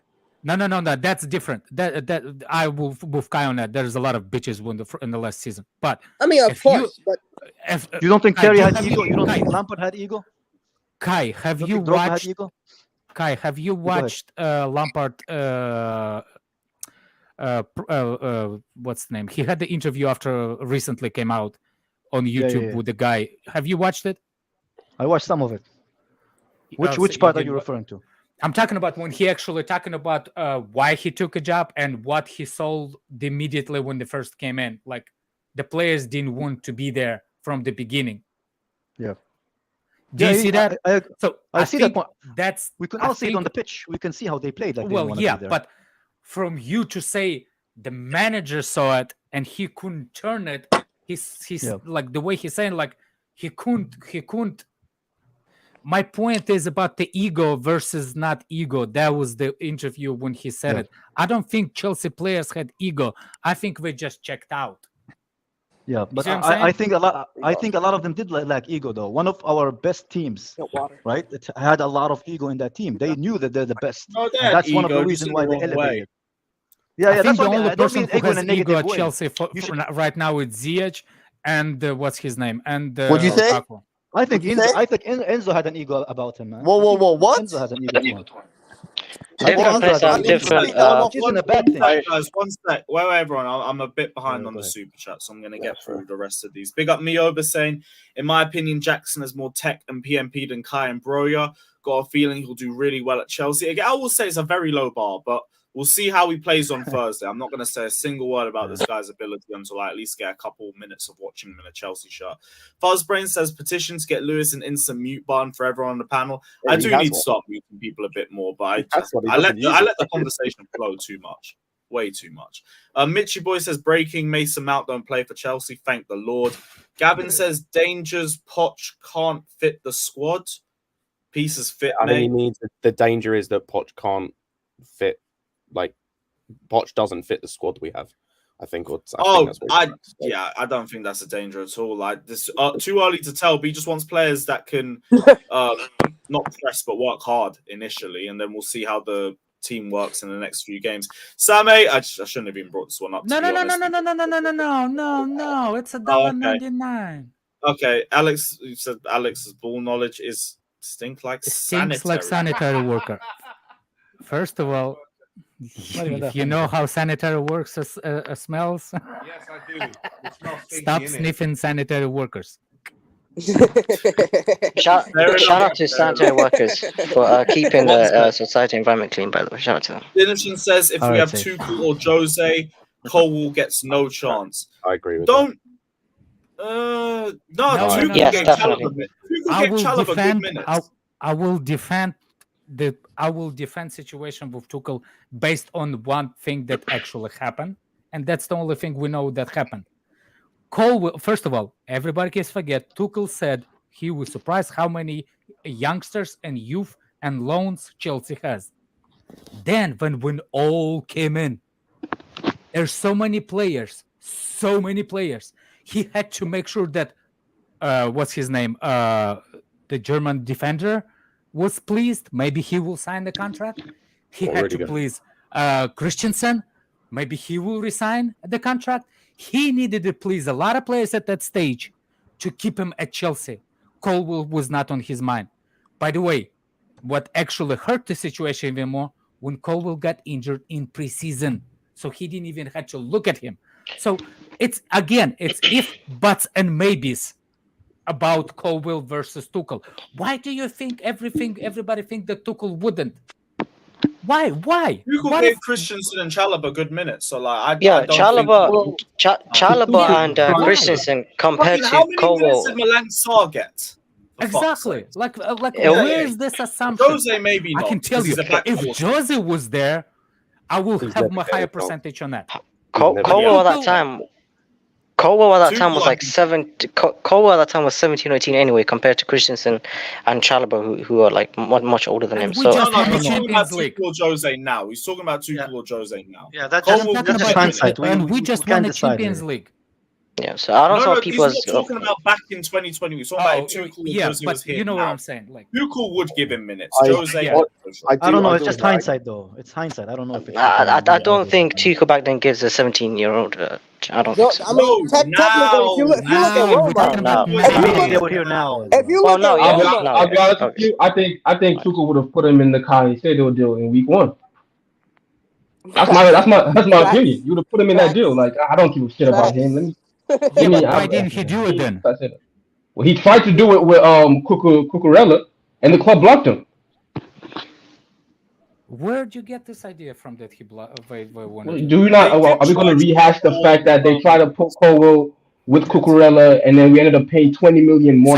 So you're saying Brighton didn't want a Colwill then, but now they really wanted Colwill there. They wanted to pay 20 million for an 18-year-old. We said no. Alone instead. Yeah. No. That's what I'm saying. But the same thing, Brighton didn't rate the Colwill the way they rate him now. So they did. They were going to pay 20 million for an 18-year-old. Now what I'm saying is, do you see we're not the only ones that actually rate Colwill? Do you see the Brighton bump up from 1 year to another year? And so a lot of people saying like how Brighton has a good scouts and stuff like that. I will say the bids that they placed on him say something else. Listen, I'm not disagreeing with you. I think Brighton has always behaves. I think Brighton has always rated. Be right back. Always, because you don't like. Yes, we can do it. We can pay 20 million for an 18-year-old or 17-year-old because we're Chelsea. We have that money. Brighton does not, but they were willing to do that because they knew like in a couple of years they're making 80 million off that easily. So for us, also in 1 year, his price went from 20 million to the record, which is 40 million, right? So what do you think 1 more year also does? That's my whole thing. It's not about is he because anything can happen. I think he's better than Badiashile, but it could happen that Badiashile becomes a world-class player next year and he's like unstoppable and he gets into the France team. Perfect. Then you can sell Colwill, but you're not going to sell him for cheap, right? But if you sell him right now, you're losing out on extra 30, 40, blah, blah, blah million. I think once he plays, he's going to be great. But anything, I do understand anything can happen, right? But for me, my whole thing is a talent level. I felt the same way about Musiala, leaving. Mind you, he had no years left, so he left on a free. But if he had 3-4 years left, as a club, we should have just said, fuck no, you're not going to Bayern. We'll keep you, we'll play you, we'll figure it out, blah, blah, blah. And we'll see where it goes from there. Right, because feelings can definitely change after you play with a team, you do well, you connect with the fans, all those different things. But with the people saying, my whole thing is about selling. I would not sell young talents that I rate that highly, that everybody rates that highly, right now because of because he wants to play. It doesn't make sense. Do you guys think with how talented Colwill is, he can be converted to like a central midfielder in the future? Why though? Why do we need to convert him though? I don't get why is that like even? What is this, man? It's just a question. Relax. Why do people want to convert Reece? Well, because he's very talented. He looks like I don't see any weaknesses. A striker or a goalkeeper. Let's convert to that. Yeah. Well, we don't need to over-exaggerate. This is not Chichester. But why does he have to be a midfield? Like what's wrong with there could be a situation where Badiashile and him. I think Badiashile. Okay, here's my opinion. I think Badiashile right now is better than him because he has more experience and he's just as good from passing from the back. We can, but it's Pochettino track record suggests otherwise. He's only played with one left-foot centre back everywhere he went. So I don't see him playing 2 left-sided centre backs. Or you could play a different formation, but I think we could see Colwill playing as like a defensive midfield in the near future. if he doesn't work out left centre back, because he could be benched by Bardashile. That's just my take on it. I just want to go back to the point. I just want to go back to the point I made earlier. And it's not me saying that one is better than the other, but considering that when we were signing him, everyone was so confused by the Badiashile signing, and we're like, why are we getting another centre back? And now after 11 games, by the way, 11 games, people are bigging him up as the next big thing at centre back, and writing off Colwill for playing 13 games, so more games in a better team under a better manager. I think we need to just pump the brakes and see how it turns out and see how both are going to play next season. Saying that one is shit and is not getting into this team after one played 11 games for a worse team, like just see how it turns out. Even worse, he wants to move him to the midfield, bro. He wants to move him to the midfield. I already gave up on him with the center. That's my whole thing. Yo, what Scott just said is like perfect, right? Because when Badiashile signed, I didn't hear anybody tell me about his experience prior to Chelsea. Oh my God, he's played 100 games for Monaco. We didn't give a shit about that. Bakayoko did that, right? We didn't care. And now people are using it and saying, well, yeah, he's played 13 games for us, but he also played blah blah blah. Well, it's relative to the comparison to Colwill. Chelsea had 70 million plus add-ons turned down for Caicedo. Keep calm and we'll see what happens this week. Negotiations are going well from Fabrizio. I'm guessing that's the just going back to Colwill. He was never injured under Tuchel. We were put up earlier. He was never injured under Tuchel. So I heard someone say that earlier. That was one of the reasons Tuchel didn't look at him. He wasn't injured under Tuchel last summer. Listen, my memory was like fading on that, so I didn't want to say it. But I do remember I just checked transfer market. He was injured, and they still didn't play. Yeah, exactly. He was injured with Brighton and injured with Huddersfield, but he was never injured while here in the summer before he left. So I agree with who said where Tuchel wouldn't have played him. I don't believe this Tuchel with the he wouldn't have played him. He would have tried to sell him. Oh well, another bid for Caicedo turned down. The negotiations are going well. Calma, people. Calma. Repita. When was that bid done? Same thing, man. Yeah, last week apparently. No, last week it was 65.5. So there was meant to be an improved bid for this week, more than 70 million. We've just had 70 million and add-ons turned down. Bro, didn't they say in January that they will accept 85 for him, and that's what happens when they haven't we told all this summer that this isn't what Chelsea was going to do, right? Yeah, they were going to figure out what. Now that was from Felix. That was from Felix. They were going to figure out what they were going to do figure out the price and then do the price because they didn't want to do this. Romano was saying the same thing too, though. He was saying the same thing. It's all verbal. Yeah, it's all verbal till the actual bid. Right. That's what he was saying. So. Yeah. Basically, cycle juice. Just make a phone call, man. Be like, hey, the reality is, guys, I think it's clear. We don't want to pay 85 million for it. Nobody does. Like, let's be realistic. They want 100. That's why you can say they want 100. We're not even willing. The two bids that have come out is what 65 and 70. That's nowhere close to 100. A 30 million jump isn't. I don't think they really want to do that. So that's probably what's holding it up. It's just we don't want to pay that price for it. And we thought summertime would mean they dropped their price. They saw what Rice went for and they're trying to raise it. But they were offering nearly 30 times what they bought him for. 30 times. And that's fine. Didn't they have an agreement with him, though? Didn't they have an agreement? If you don't have it down in writing, it's meaningless. Also, Kai, they have an agreement he can leave. They never specified a price. They just have an agreement that he can leave. He should have put it down. He should have put it. It was the same thing with McAllister. Contract he signed. I'll say it was the same thing with McAllister. McAllister was told he can leave. They wasn't told a price. But there's had a buyout clause in this 35. Well, this guy, he should have signed. Him and his agent should be smart enough to put a buyout clause in there. Yep. You don't rely on people and their words in football because they don't live up to them. Andrew, he was on 3,000K a week. They could have fined him 200K and he would be fucked, man. So I understand him, bro. Yeah, I know, but it's just one of those things. Here's an example to every single footballer. If you want to sign a new contract, put a buyout clause in there as well. Or put a buyout clause in there as well. Yeah. Biggest example of that is Kane, man. Kane has a You're- gentleman agreement since 2019, bro. Right, that's the problem. It's nothing legal, is it? It's just word of mouth. Doesn't mean anything.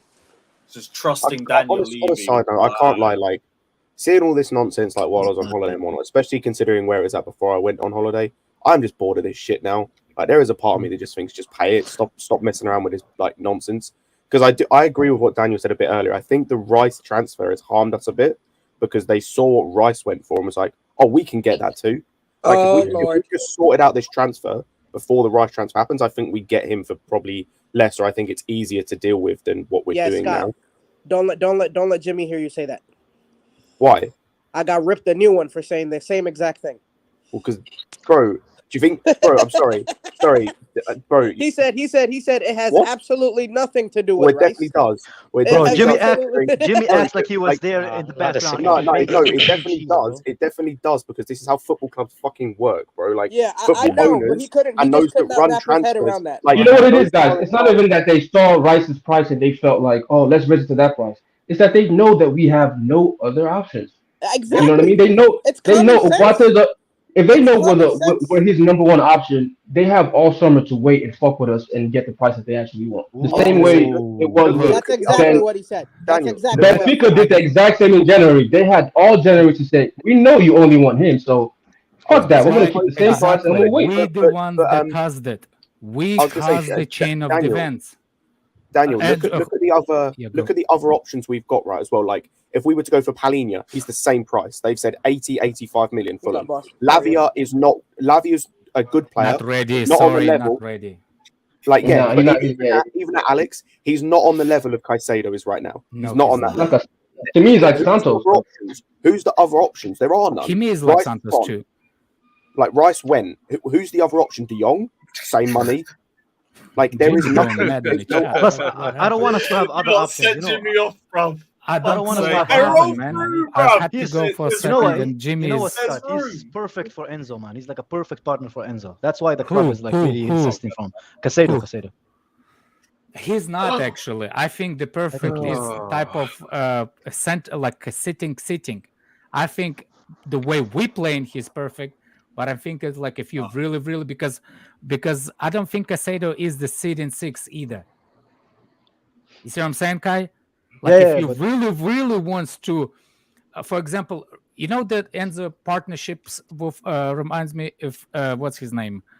What's that French guy that I don't like that plays for Man United, used to play for Juventus? Pogba. You don't play for United. Pogba used to play. When Pogba and what's his name? And Kante played for French national team. This is the partnership. I'm saying if Chelsea, like the best, it will be somebody sitting there, like what's his name? The other guy that plays for Barcelona. Amrabat is decent. Yeah, that's what I'm saying. He's not a 6'6". You can play those two based on how we want to play. But if you really want to explore Enzo's talent, you need somebody to sit. You see what I'm saying? But I see your point. Another thing, I think I'm assuming that what you're talking about because I didn't hear the conversation. But for example, Chelsea caused Enzo.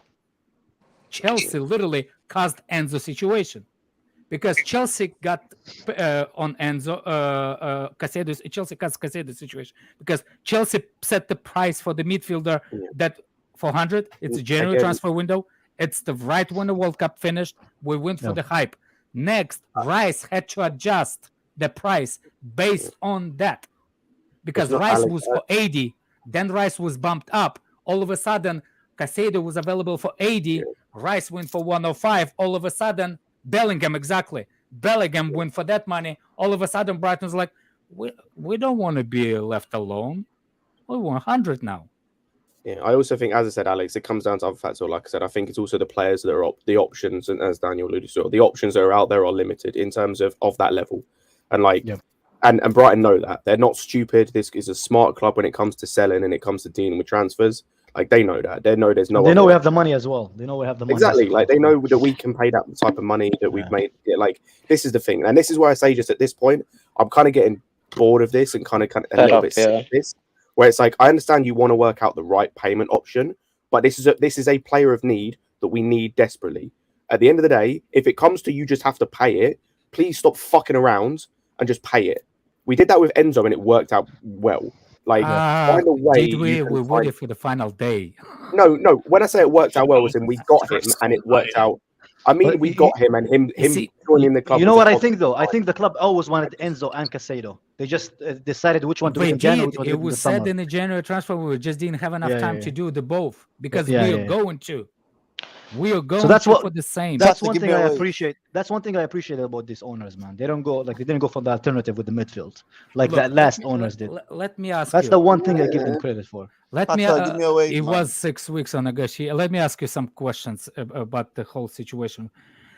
If for the reason, for example, the reason why we don't want Enzo to come or Caicedo to come at the end of a transfer window is because preseason, right? But out of all the players that Chelsea linked with, which one you would trust the most that will adapt no matter how late he comes at Chelsea? Very good point. I don't think Caicedo needs preseason. Of course, it will help if he was part of preseason. Do you understand what I was asking? Because he's not poorly conditioned compared to the other players we have right now. He's coming from a good side, but. No, I'm just saying people are worrying about the transfer because he needs to go to USA. I'm like, Caicedo is going to come in and feel like a club. I've seen dozens of footballers go to a team in January, late for preseason, and come in and actually bang some. I don't think Caicedo needs preseason the way people are trying to make out to be. Of course, it would help. No, it's not about need. It's more of it helps, and it's like. Yes, it helps. It's you like. Most of the time, the best signings or in the summer, the signings that work out best, the ones that have most of the summer or have pre-season or have time with the team to work it out. Like we saw, that's why we had just not necessarily a player thing, but as a manager thing. That under Sarri, that's one of the issues we had. Yeah, there was some issues in terms of his system normally takes a while, but him not having a pre-season because of how long they took to get him out of his contract at Napoli meant we had less time for him to apply his system at the start of the season. So it means you're working on it for a lot more of the season in the middle of games, especially playing Europa League.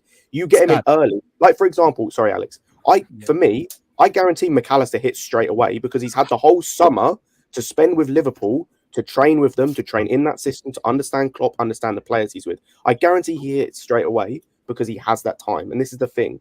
I really dislike... I said this on my Twitter today, by the way, Scott. I said this on my Twitter today. Jimmy didn't agree with me. What, the McAllister? No. I'll explain it again. The reason why I brought out this question, for example, everybody agree, even without preseason, I think Caicedo, it will be a quickly adapted. For example, the reason why I brought it up is because the way I think Chelsea is looking to, I think when Caicedo is finished, Chelsea will increase the bids for the other players, other fields of the Chelsea team. They will address that scenario. The forward scenario will be addressed after Caicedo. So for me, the way Chelsea thinking, it's not good if you know that you actually know for 100% you're going to sign him. If I know for 100% that we're signing Caicedo, I think it's most important for us to get those forward targets that we're looking for in a preseason than Caicedo. Because, for example, if we're looking for Vlahovic or for other wingers, that's more tactical than Caicedo. Caicedo he's such a talented and multi-positioned that he will adapt quicker than, for example, we go for Vlahovic. Vlahovic needs to be in preseason more than Caicedo needs to be in preseason. I'm not saying Vlahovic, I just give you the example that we're linked with. Same thing if we get other forward-minded players. If I knew Caicedo signed 100%, I will not worry. I will actually encourage go for the other targets, fix it now because the preseason for those are more important than for Caicedo. That was my question. Do you agree with it or not? No, I still think for me the preseason thing comes down to more of it's taking all precautions to not have an issue of because I agree with Caicedo in terms of if we get him, I think he'll do well regardless. It's more of a giving him more time and it's allowing more time to him to understand the system, and it's like that. It's a case of yeah, he'll come in. I think he'll do well regardless, as I said. But it's more of like just a you're giving more margin of error or less margin for error, I should say. Either way it is, like you're letting the margin for error is a lot less if you bring him in now or bring him in for pre-season rather than when you bring him in. It may take him a game or two. The margin of error. I'm more worried. Straight away is linking with Madueke, with Mudryk, with Jackson, with Broja. That's the link up I'm looking forward the most. And that kind of link up is actually more important in preseason than Enzo, than Caicedo. Fuck, I keep messing up. You see what I'm saying? Like for me, that link up needs to be built. Those players need more time. Those players need more time together. I can't believe I'm reading the fucking chat, by the way. Jesus Christ, this fan. Someone said Enzo is a flop. How much time will you give, though? How much time will you give? No, this guy. What do you mean? How much time to give to who? Yeah, time this guy out, Lewis, man. Time him out. This guy's a big fan of that. No, I'm not going to time someone out just for an opinion. Or else you wouldn't be on the panel.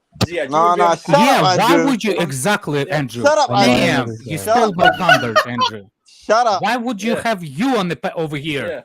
Shut up, Alex.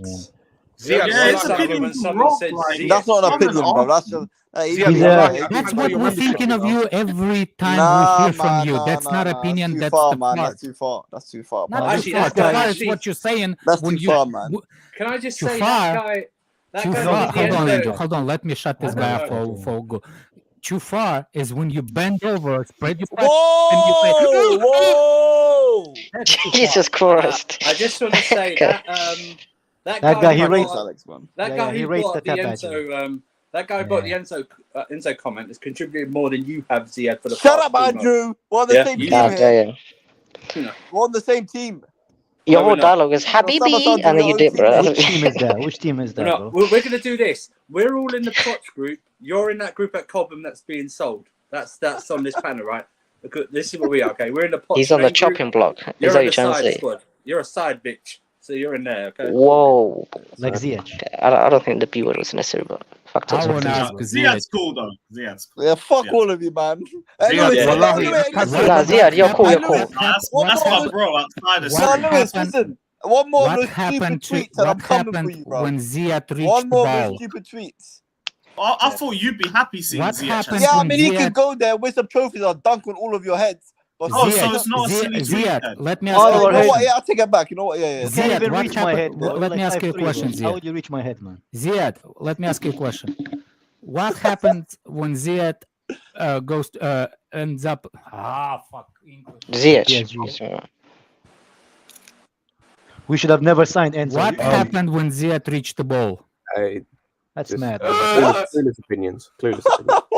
Bro, he's a big fan of the back chat. Move on. No, Alex, man. Move on. When you were Let's trying to move speak on. on spaces, Now, man. all jokes aside, Ziyech, you're cool. Just stay with the cocaine, man. That's all, man. But you're cool. Cocaine is good, Yeah, man. just listen to Ziyech. Can you say that's your own opinion, please? What? And don't put us all in that pot, please. That's your own opinion on Ziyad. It's factual based mine. information, Yeah. Andrew, bro. Yeah, Factual you know based what I mean? information. Ziyad, you're a boil on the butterfly. You see, bro. the guy Don't actually like it, rates you know what I mean? Ziyech.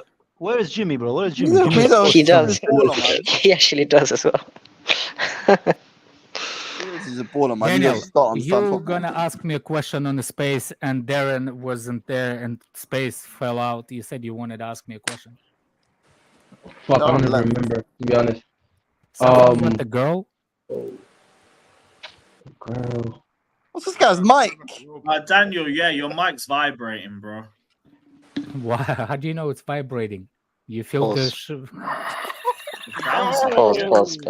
Pause. Huh? Pause. Yeah, big. Hey, Lewis, Alex, you're wilding, man. You're wilding. You are That's wilding. crazy. I knew exactly what I he was put 20 pounds on it for two. Oh, what One did I sec, say? two more That's a super wrong chats. person. Big up Mioba saying it's today Groundhog Day for conversation. Now, to be honest, there's a few other topics we still need to get into before the end of the stream. Big up Dinishan saying Colwill could start as a left back to play as left centre back. Why? Why though? We're not going to play Why it do you back want to three. play them in all these positions, bro? We've got What do you three mean, left why? backs. We've Bro, got three like, left come on. backs. Or How come technically. one of our three left backs can't play left back? Andrew, By the we've way, got four, bro. sometimes he got did four. play free at the back. What's his Yeah, name? but Pochettino. Alex, why can't He did, one of four of our left backs play at left back? I know. No. Look, Yeah, I'm right not now, really- About your robot man, or can you hear me? Nah, Yeah. No, Yeah, it's it's a robot man. Andrew, I hear you, but it's more about compromise because at some point, whether it's like next year or during the season, one of Badashile and Colwill, depending on the formation Pochettino plays, will either be benched or has to play outside of another position. It's just Fofana will be injured most likely a lot, like he has been this season. Badashile, he's on and off with form. Koulibaly is not even here. We're gonna sell Chalobah most He got likely. injured at the By end. the way, I did want to ask the question. Did anybody see Badiashile did kind of dipped like Yeah, he did. he wasn't He as did. perfect as people think like he was last season. I'm No, not he blaming, was- but no, I'm no, not no, I'm not no. gonna based on last season, especially with Lampard in defense. No, that Yeah. was one of the I weird agree. Potter things where he dropped someone when they were playing well for no Yeah. particular reason. You know when Trevor Chalobah was like getting player of the month consideration in February or March or something, then he dropped him Yeah. for no fucking Yep. reason whatsoever, He- and no one he was questioned him good. about No, it was because Reece James got back to like 50%. He was Exactly, really yeah. good. Let me It's throw like- straight back into the team. That's that He was was the annoying really thing. good. Then he was benched for no reason. Then when he came off the bench, there's a couple of questions about him in defense. But overall, it's decent That's what I player. mean, it's one of So those I'm weird saying, ones. like- He just dropped him without any reason. What are you talking about? Yeah. Those dropped. Same with Pulisic. Remember at the West Ham? Yeah, Chalobah. just They're dropped talking him. about Chalobah. Oh, okay. And Badashile just dropped. And Badashile Ziyech. out of- Bro, straight after the World Cup, like Chalobah, I was saying was our best centre back at that point. Then just It was also Koulibaly. it was He also was the attack. There was like 3 new attackers every starting Thiago, 11. Like he just kept changing. Thiago Silva had individual mistakes out of nowhere, like individual that cost the goal. Yeah, and Chalobah looked I mean, a lot yeah. more safer, and then Koulibaly comes in, who was just Yeah. looking ropey every single game. I'm not saying I'm not. I think it's going to be a really good battle between Badiashile and Colwill for that place. I think it's going Hopefully, to be Yeah, I really look forward healthy. to it. It's for the best of the But- club. But you For know, the best of Alex, the club. but the thing I've been saying on Space is that it has to be a battle, right? Because like you Yeah. said about Badiashile and these guys is when things get rough, and I think this is why Colwell is pushing to like talk to the manager is when things get rough, the youngest player, the one without the most stake in the club, Experience. is the one who gets dropped, right? When Yes, Badiashile always. came in, I don't think his first 4 or 5 games were bad. Then he was dropped for a long time, and Cucurella was playing left center back. Yeah. I was like, Yeah, what but the we hell have an is going idiot on? as a manager. Daniel, I'll go one The same further. thing, Like, the same thing would happen to the same thing would happen. Let's say we're having there's like a rough. Aspilicueta all of a sudden start. Yeah, if there's a rough 2-3 game, I patch, always said that, man. and I you want to always bring said that. Thiago Silva in, who are you I benching? You're not always benching said Fofana. that the managers will go for the experience when you don't perform as a team. It's not about the youngsters' fault. It's about what manager makes the decision. And 99% chance manager will not go for the youngster that did But not do Daniel, nothing wrong. this- He will go for the Remember when experience. we were Daniel, going to go on your against point though, Millwall? Go on, Scott. I say to go on your point, Daniel, I'll go one further. I don't think Badiashile had a single bad game last season, like full game. Oh no! I don't think he had a single bad Southampton. game. Southampton. No. He had some bad games, but if I ask you guys this, who had worst games in terms of errors, him or Fofana? Fofana. I'll say Okay, then, but who's guaranteed to start You know what next we game? do? Him or I think Fofana? Fofana's still the better centre back, but Daniel. Alright. I remember Okay. why he was dropped. Hang on. I remember why he was dropped. It was because of the Champions League thing. Was it Dortmund? We played someone in the Champions League and he wasn't ready. he was a Champions League squad. No, he wasn't. No, He wasn't registered. I think for No, No, he Badiashile wasn't. We Badiashile were wasn't. registered. It Oh, was Mudryk, it was Enzo, and Felix. We registered. Yeah, wasn't it it? wasn't. He Badiashile wasn't wasn't. registered. He got dropped. He got dropped for the game. I think it was against Dortmund, and I think was Koulibaly came Badiashile in. came in the summer, so how is he not in He didn't. Champions He League came in squad? January. No, He came in in January. January. In January, remember they had to register a certain amount of players, and we Yeah, had but conversations Badiashile here didn't come about in it. January. No, he did. He did. came Yeah, in he did. January. He did. He did come in January. He came in He did. January, Alex. Trust me, he You're came in tweaking. January. Yeah, he did. He did. No, I but mean, I can't blame Scott, Alex. We sound No, like no, pussies. you're right. Badiashile. No, No, Scott, yeah, you're right. He came in January, but my point was he got dropped for that. He got dropped because he had to be dropped for the His first game was the Palace registration game. thing. But then he didn't come back in the team, and that was a weird. He got dropped for one game. It was Koulibaly because had a it was, Oh it my was God, because my Koulibaly had Cucurella. a decent game, It's and then because of he never Cucurella. got back in the team. It's because Cucurella against Dortmund had a really, really, really good game. He won man No, of the but match even for that even game. when even when we were playing 4 at the back, like he then still didn't come back into the team, which was Right, really right, weird. right, right, right. Man, that doesn't Right. count. Oh yeah, Does it he count, came in man? the yeah. No, he but came in Bruno the and beginning Lampard of did it too. January. Yeah, I remember that now. Yeah, it was like it was just weird. Like, it just didn't make any sense. Like, I Koulibaly understood was he get dropped summer, that one game, and then I was It's like, not just, it's not just Bruno and Lampard. You guys remember, even the year we won the Champions League, when Reece James was having a little bit of a rough time, he took him out and put Aspilicueta there. You know what I mean? Especially in the Champions League. That Champions League Yeah, run. but Aspilicueta Managers are and Reece always James is not Colwill. managers are always going to do that. Where if there's a rough period, it's Carlitos in the whoever. chat Sometimes again. He it's not called me a even monkey. whoever's playing less. It's always who's playing well. Like, let me just put it this way: if Fofana and Colwill are playing, let's even Fofana and Badiashile, and they're both playing, and Badiashile is better than him. If the defense is still having a tough time, Badiashile is the one who's going to get benched. Yeah. Long forehead, man, not long neck. Long forehead, big forehead, no neck. Not long neck, no neck. Yeah, big no forehead. neck. You remember you're that. wrong, man. Hmm. Hey, I mean, this is one I of those get things that. that I'm actually What the happy fuck? that I was wrong. Because Who this saved convos on Ampadu? YouTube was actually Who worse. the hell are you, bruv? Save Wait, Ampadu. Daniel, can Show you yourself, can bruv. wait, Daniel, can you Oh, no, elaborate it's a little? Because Professor King. Big up that guy. how is the guy Who who's saved performing individually well is going to get benched if the team is performing worse? Does that apply to a striker? If he's scoring goals, but overall the attack's performing well, is he going to get benched? Let me tell you.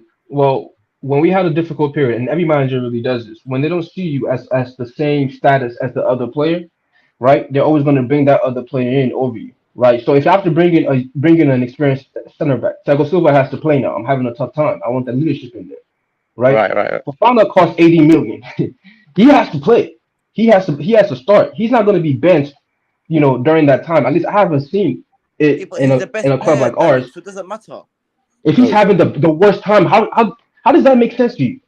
If a player is having a bad time and we need an experienced player in there, why would you take out another player for him? Like when Badiashile and him were playing, you can have your opinion about he's the better player, all this good stuff. But to me, Badiashile was better than him, right? Badiashile was still the one that was benched, especially in the Premier League, when you had to bring Koulibaly back in, when Thiago Silva had to come back in, and all these different things. He was the one that was benched. And but that's just the reality. It's reality every time. That's just the reality of it. Like it's whoever is seen as the bottom of the totem pole. Same way with Chalobah, like someone said. Chalobah came in, was doing really well, and he was benched for no reason. It's not because of it's because the comfortable thing. Like it's a trust thing. Same with Klopp, man. If you hear Liverpool fans talking about Klopp, why he always go for the same? It's because of the comfort. Every manager does it. Everybody does it, especially when your job is on the line. I say there were so many times I saw last season that people calling for Tsimikas to play over Robertson because he was shit. He was playing so badly, and he would not pick him. He kept going back to Robertson, kept playing Robertson constantly. It's because of a comfort thing. It's because that's the guy he knows more than the other guy. It's a comfort and experience thing. Despite the fact that he's playing worse than the other. Blue Clay, yes. Thiago Silva cost us his mistakes led to goals last season. If you don't know, I'm not going back. Don't put a West Brom shirt on. Jesus Christ. Yeah, that's not it. That's not last season. I'm talking about last season. No, just generally. Yeah, in general, yeah. You could say one of the Salzburg home and away. Yeah, it's only on one hand. Like he's been a brilliant player for us, but the point's still brilliant player. But I'm saying, I will say this is the thing. All of our centre backs, I'd say, last season played well. Like even Chalobah, I think, played well. It's just like where it depends on how defensive team in the league. It depends on how you rate it. Like, don't say, Koulibaly was trash. I'm sorry. Oh crap! I forgot about Koulibaly. Sorry, I forgot about Koulibaly. I won't lie. Koulibaly had few games. Koulibaly was good one time, and then he switched to the right side beside Chalobah. Yeah. No. Then that Leeds game. Koulibaly, both Dortmund games and the Everton game, he's very Daniel. He was the best defender on the pitch. And then they switched him and put him on the right side beside Chalobah, and he was done. But you know what I say? Listen, my whole thing is this: you're 32.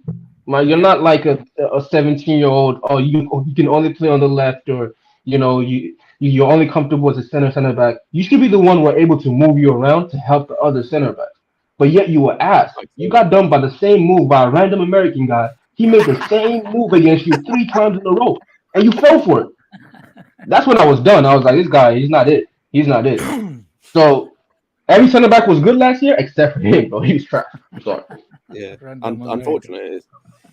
But yeah, but that's why I say like, and it just depends on how you view our centre backs in terms of their abilities. It comes just down to like opinion of where you view their ability. Like, because some people will think Fofana's the best that we've got, and some people will think that Badiashile's the best we've got, and then a few others will think that Colwill is like the top of that.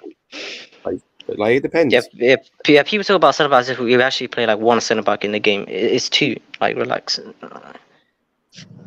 No, People we're talk lucky that in the partnership center backs, when we had those bad mistakes, we did have the other center backs perform.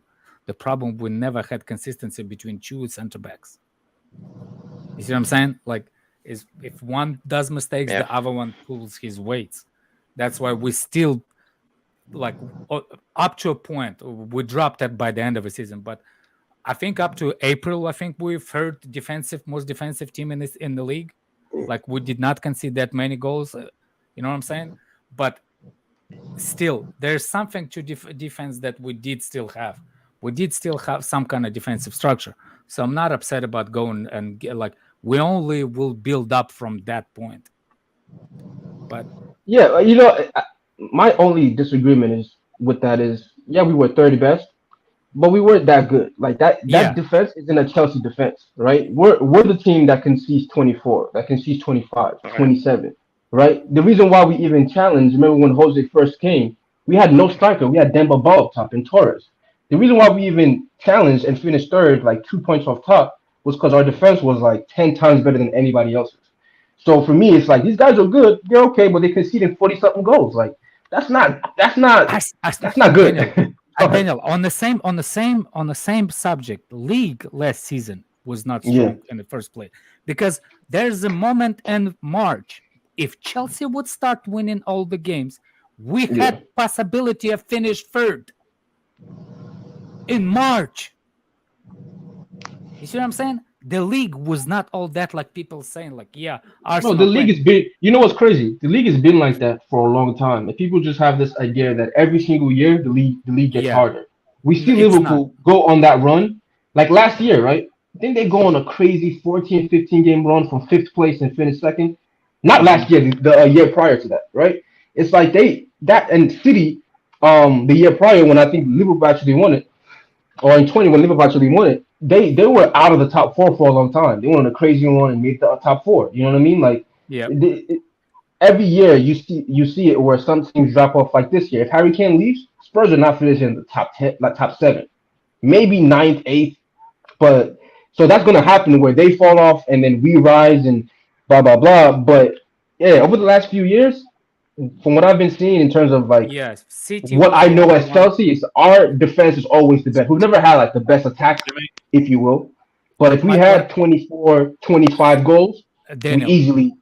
Daniel, I'm talking about on like compared to, for example, how many chances we didn't score. For example, we did. If we, I'm bringing up the defense because it actually brings up the bigger point, which is offense, because defense technically done their job too.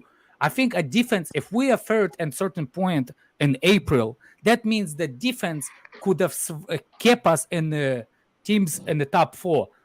What I'm saying is, like, if you remember, like, I think, like, and look, I'm not the one that should be tell people like look at you have short memory, because I'm not the one should be saying it, because I've literally can't remember one people's name when I'm having a conversation with them.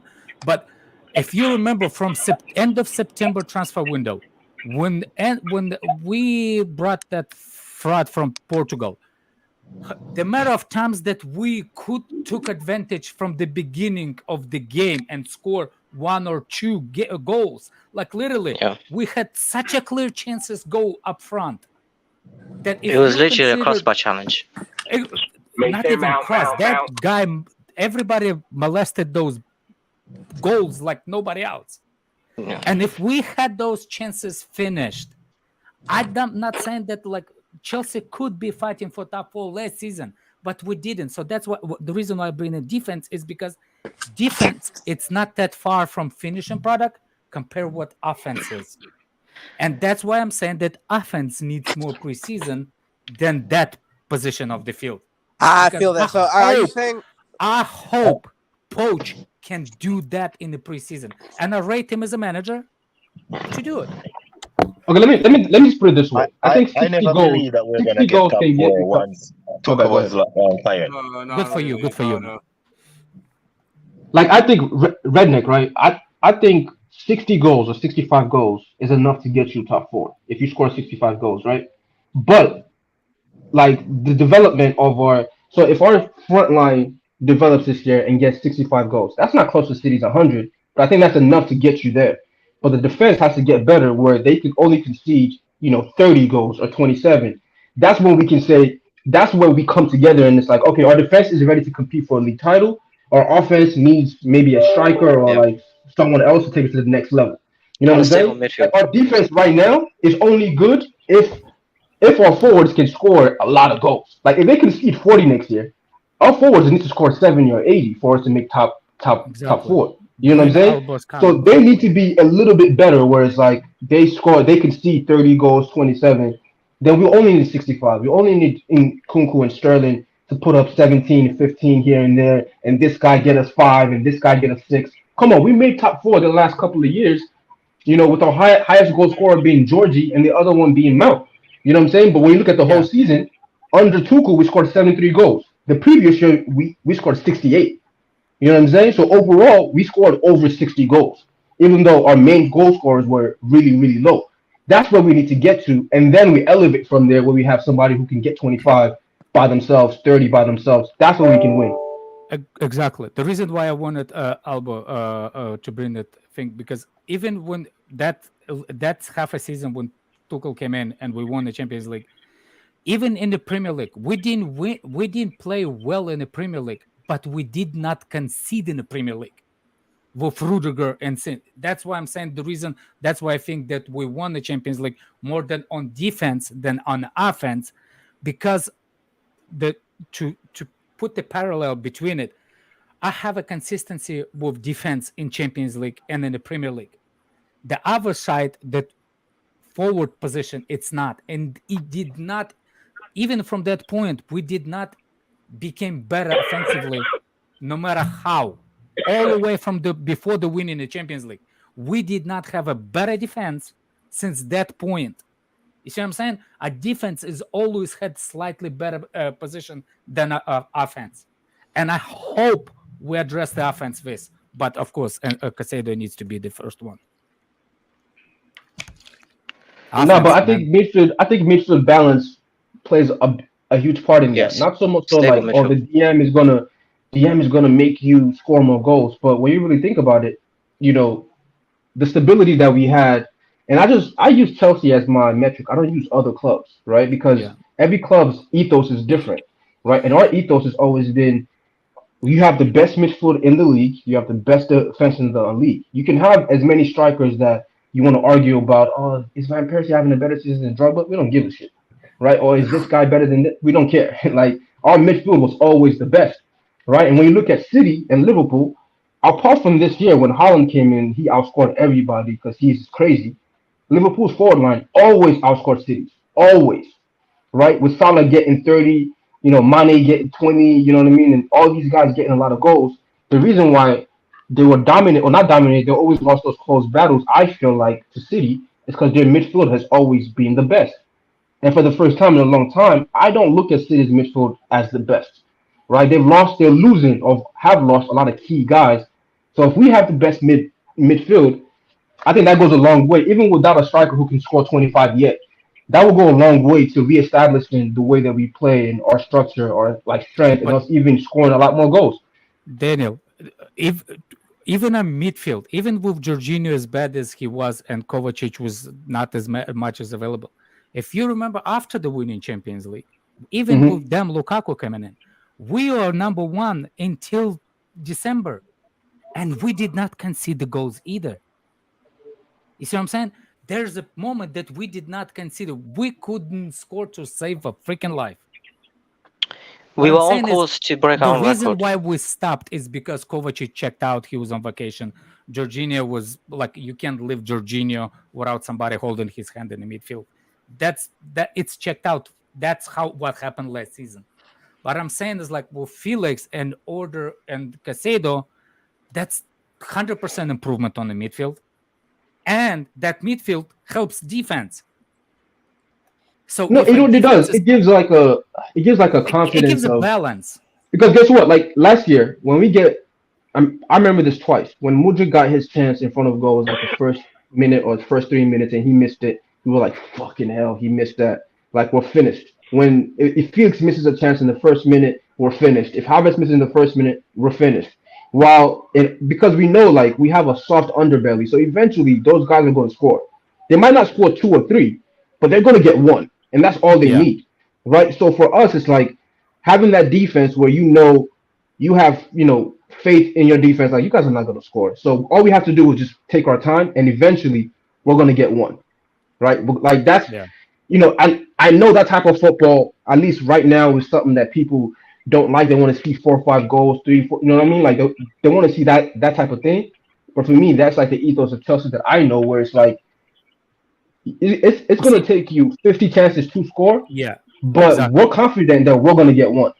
Yeah, that's the thing with all Chelsea. As much as you couldn't score on us, we knew that only 1 chance, and Lampard can put it in, Drogba can put it in. You see what I'm saying? With this, as much as you defending all season, even as a defender, if it's a 0-0 and it's like a 78th minute, and we constantly going forward, we miss the open goals throughout the game, the chances that we have, because sometimes we create it. But as a defender, it's drowning, man. It's literally, I'm killing myself over here. So you will literally cross the post. You see what I'm saying? It's drowning on a defense. Asking for the 48 games for 38 games a season for the defender to like do this every week. I get that. It's drowning on the defenders, no matter how much you're trying, but it's drowning. Like you go mad with those people. Like every time you expose the defensive midfield by splitting them like there's nobody there, I'd even have a hard time to actually blaming even defenders on it. Okay, here's my I know he caveat has to to that. do better. I know the defender has to do better, but it's hard when you have a player at best at his ability, which is running against this center back. It's hard for me to. But Alex, it's a vice versa thing, right? Because there were a lot of games where we were winning 1-0 to the 88th minute. Because you just know, like there was not a lot when of we those, go, though. Oh, was it that we ended up drawing, especially on the order? We drew a lot of games based on that. Yeah, but there wasn't like we winning. I think the it was Everton opposite. game is an example.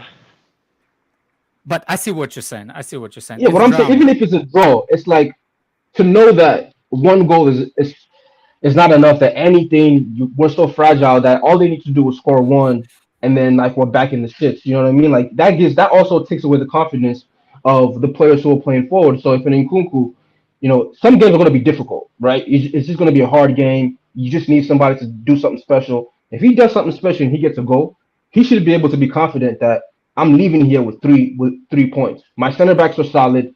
My goalkeeper is not going to concede a random 40-yard goal or a random corner. He should have that confidence too. Like this was a hard game. We're leaving with this 1-0, right? Yeah. Which a lot of big teams have to do. You have to leave with a 1-0. City did it a lot of times, so did Arsenal. Right, so sometimes you can't score 2, 3, 4 goals. What the problem with Chelsea specifically, like what I think it could be happen is not could happen. Like what I'm trying to understand, you saying that we conceded a goal in last minute, so the offense is kind of upset about it too. I don't see that particular thing. I can tell you the reason why offense sometimes should be thinking upset. Because, for example, even as much as we create chances, but we don't create chances like constantly. We create 1 every 20 minutes. You see what I'm saying? So there's not like a create chances like 5-10 minutes we create. It happened, but it's not every game. There's no longevity of it. That's why Sterling was best at City, because even though he missed 55, he will score. But those 55, he knows he's coming. For example, with the position, like with Mudryk, That's what- people saying Mudryk was a flop, but I see it differently. Why Mudryk was not in a position that his best attributes at? Why? Because for me, Mudryk was not at Mudryk for me is the same as the Asian kid and Brighton last season. He's as talented, he's fast as in trickery. The reason why Brighton used those wide places really, really quick. We building up to it. Why not using strength of the Mudryk in the first place? Same with Timo Werner. I always say Timo Werner is best when he has the space to run. Versus Liverpool, he didn't start it. I was thinking Tuchel, why not? That high line is begging for him. Lukaku, how many times Lukaku was running and our midfield wouldn't find it? I can see your point, blaming a forward position players, blaming the midfield. I can see in that.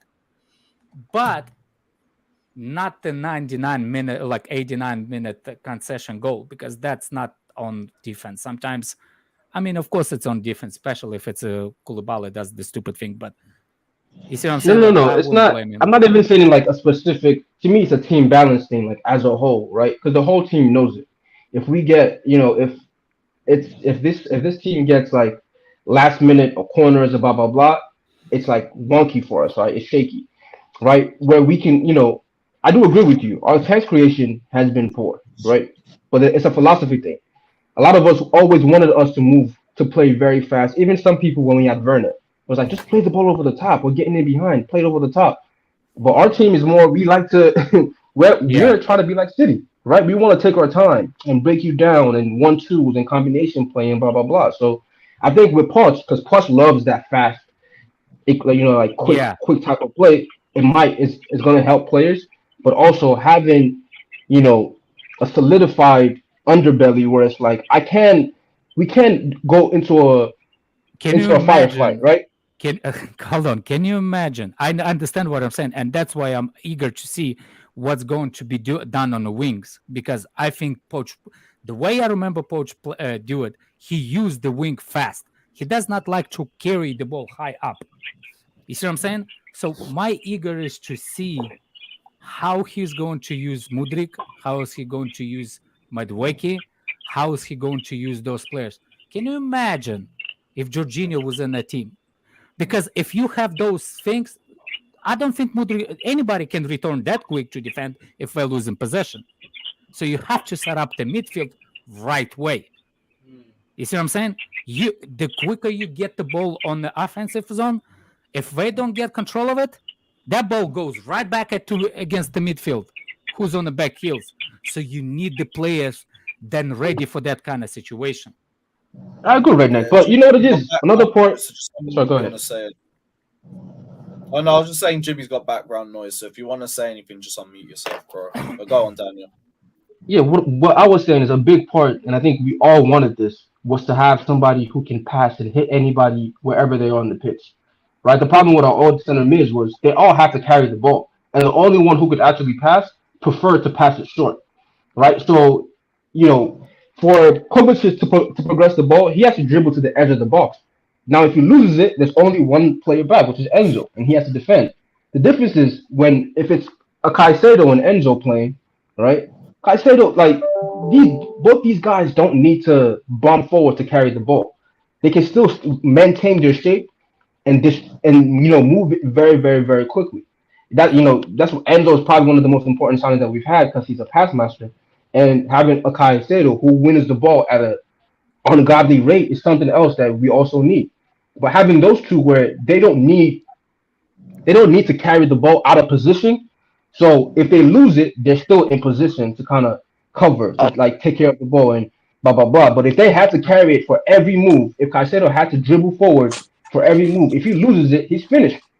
Because who's in the midfield? That's why I was watching Never Foul, and there's what's his name, the Liverpool kid that Mons, yeah. My God, man, the guy was having conversation about Enzo and Rice and Kovacic. No, comparing Enzo to Kovacic, and I rate Kovacic a specific point, but that point is always gonna be the problem, even at Man City, because for some reason they think that he's going to be like that. All bring that ball to what's his name, to Haaland. It's the biggest bollocks I've ever heard. He will not. All the Kovacic's job is going to do for him to succeed at City. Hold on, for him to succeed at City, I don't care what anybody says. He's one of the most best press-resistant players. I don't care. The guy can spin out of pressure with like nobody. For him, he does not require to carry the ball at City all the way from that deep play and out the back, all the way to the Haaland up front. He does not. If Pep tell him, do not pass it to him, he will be one of the best signings for them this season. All he has to do, play as good as he is at the press resistant, and pass it to De Bruyne, and let De Bruyne find Haaland. Yeah, he needs to control possession. All he has to do. Reece James is ill, so hasn't travelled with the squad just yet. Wesley Fofana. Wait, Fofana is injured. So he hasn't travelled either. Oh my goodness. So Fofana, hold on. Before we get derailed by this Fofana news, just quickly what Alex was saying. I think he's gonna have to be a lot better in the attacking phase. I get what you're saying with his ball protection and keeping the ball and all that.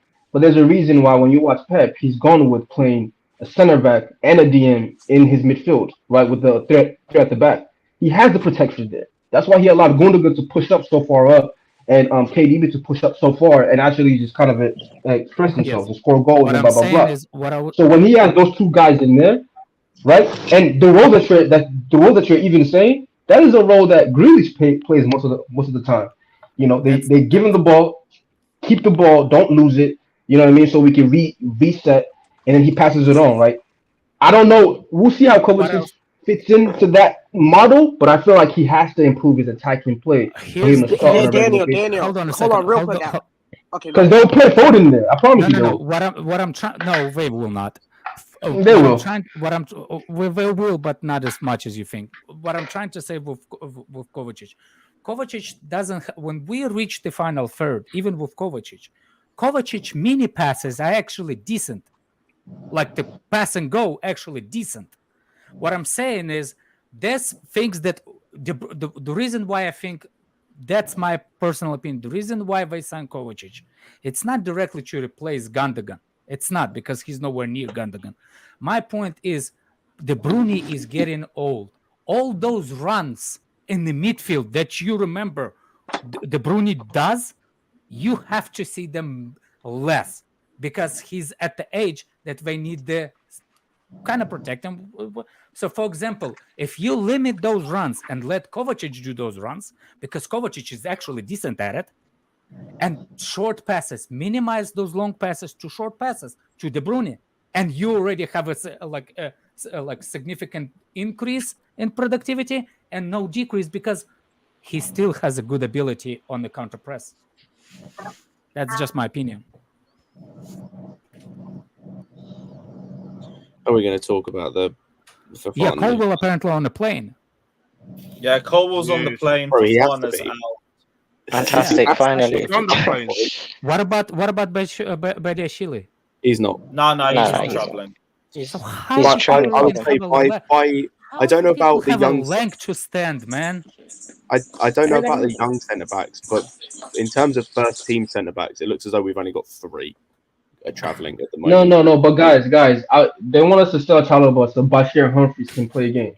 Like, it's the craziness. Like, why the hell am I selling Chalobah? We have to let him go. Even if Chalobah should not be leaving the club this summer. Like, he should not be at all. Like, so who am I going to play? I kind of feel sorry for Chalobah. Like, it's not that we have a 39-year-old centre back who is he going to turn 39 this season or turn 40 this season, and a deeply unreliable centre back, regardless how good he is. Chalobah should not be leaving. Going on loan. He really shouldn't be. No, he shouldn't.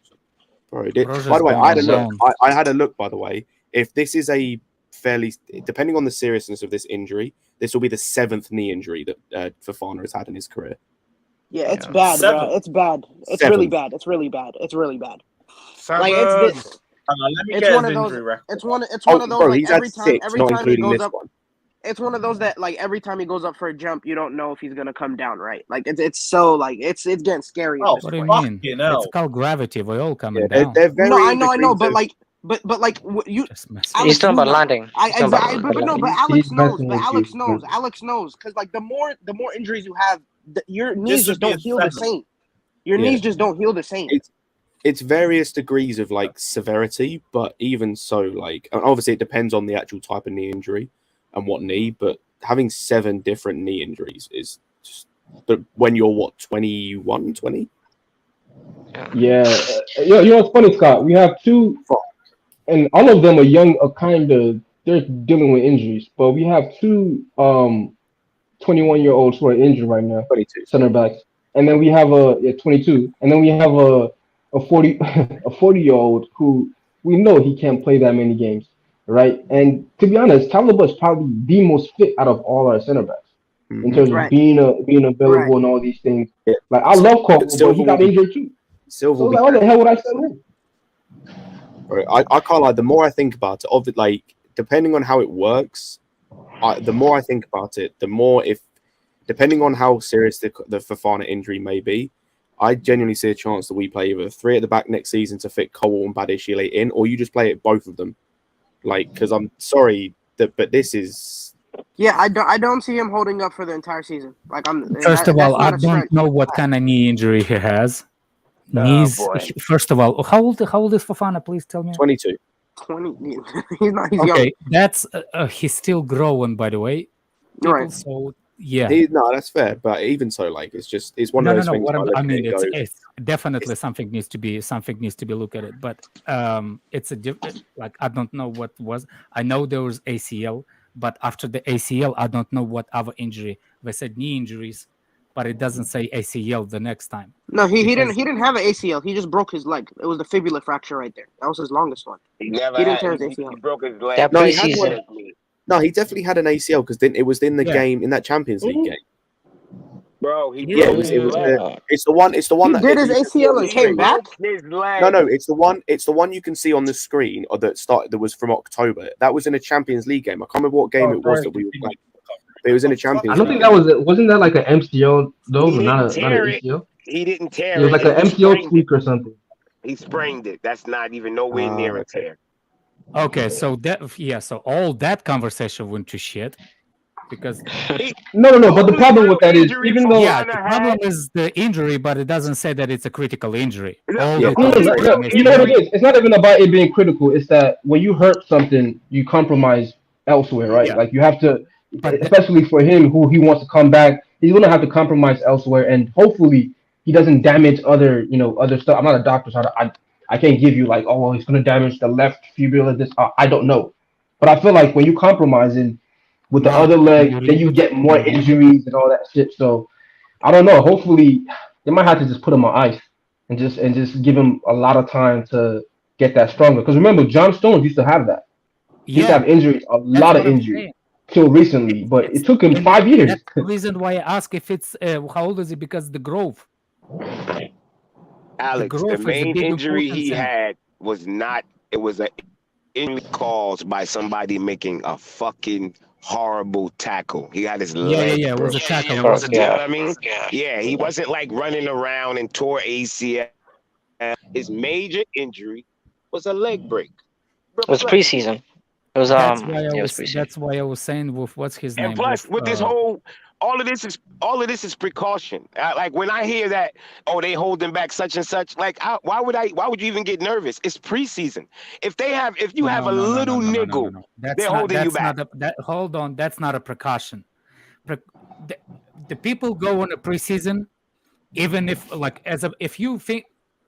If it's just a precaution, he will fly because he has to work with the physios. We're not going to keep physios in Cobham and there. You see what I'm saying? We have a different physios for both. If he was only on precaution, Jimmy, I promise you he will fly. Would you say Broja is also a precaution or not? Like, because he's staying and he's ready to go. It says that he's on an injury, but I think it's due to they're looking for loan.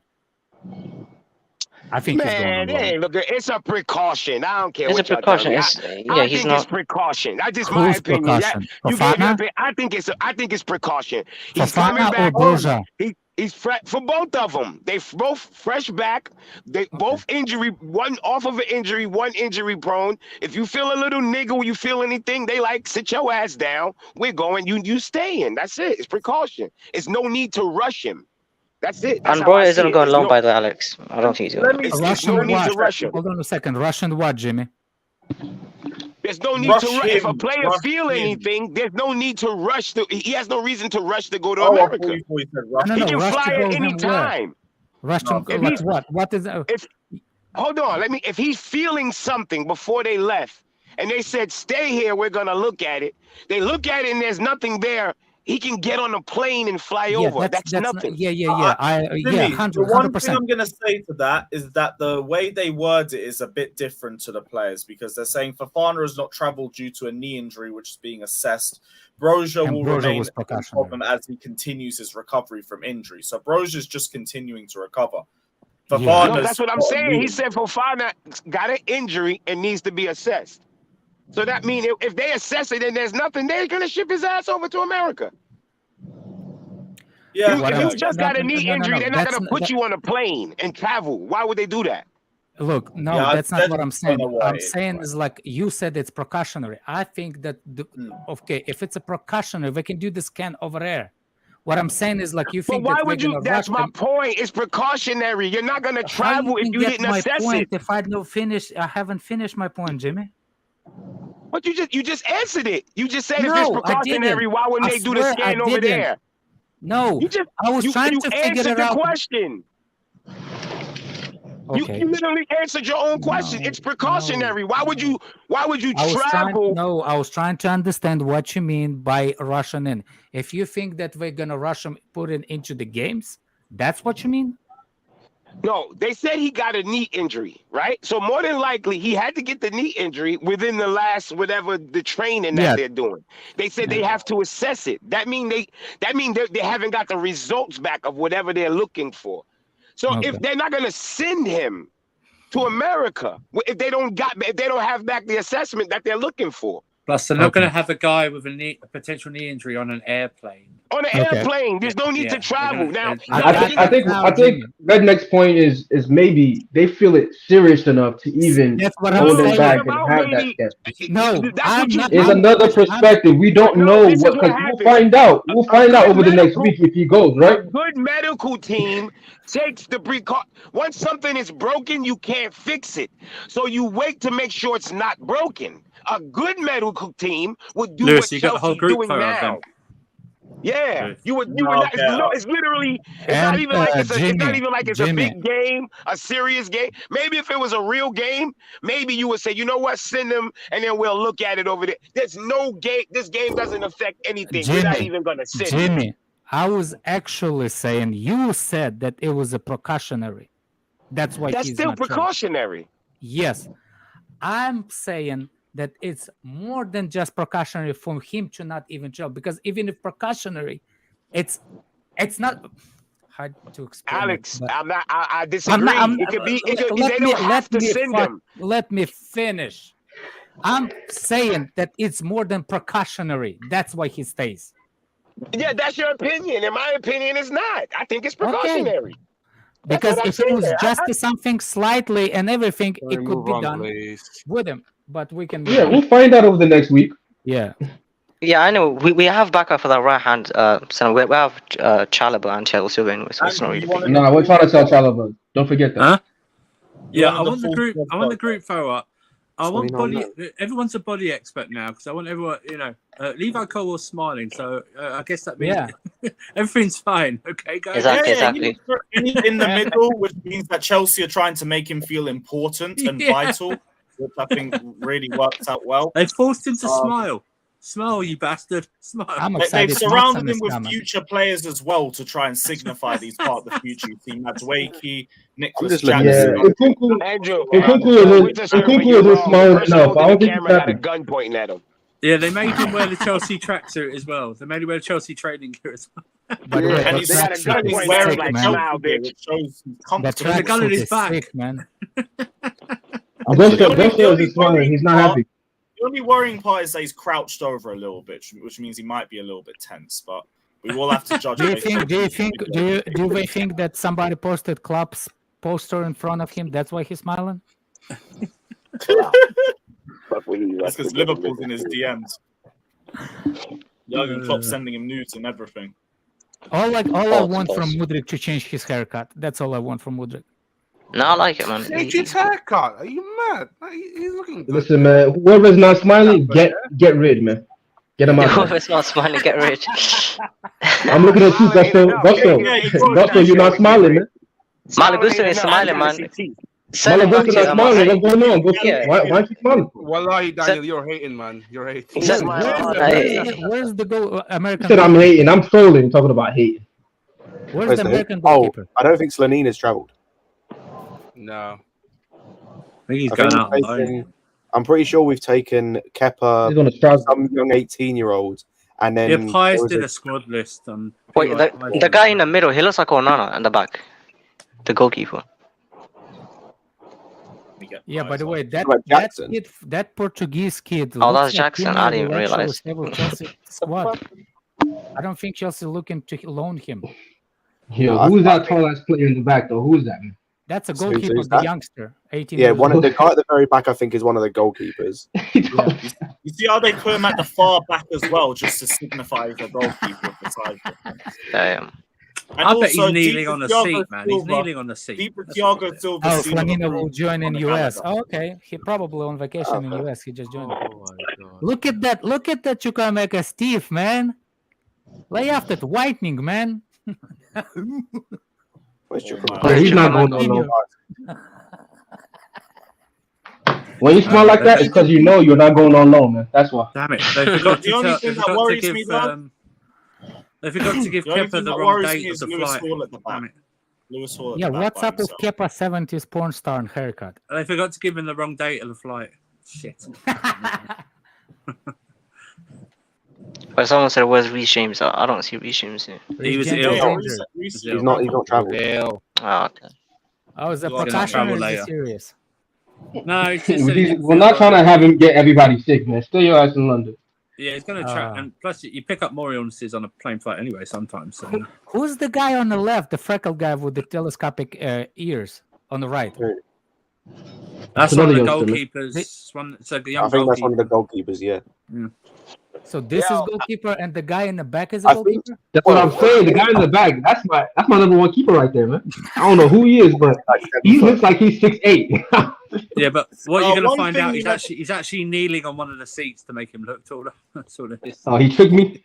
Oh, come on. One thing we never spoke about, which I didn't even bring up at the start of the stream, but I do want to get you guys' thoughts on it.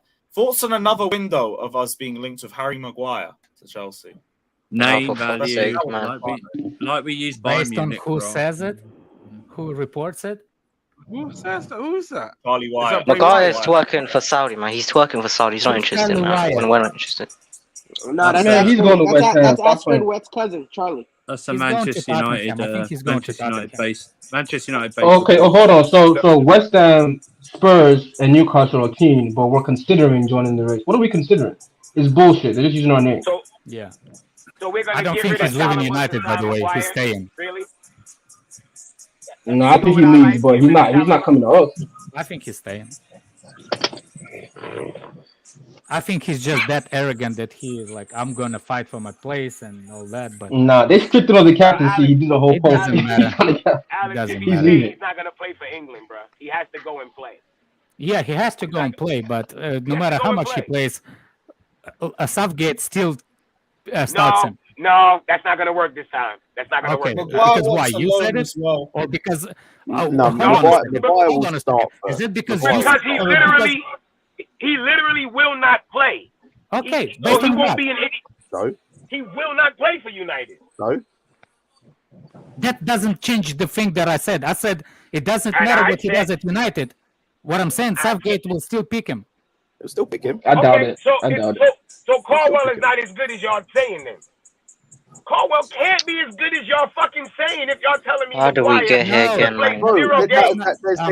there's no correlation to that. That doesn't have nothing to do. No.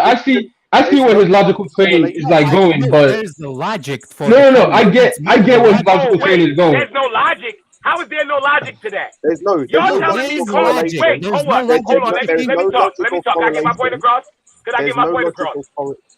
All right, well, let me get my point across. Correlation. All right, let me get it across. Let me get it across. If you shut up, I'll go, and I'll get it across.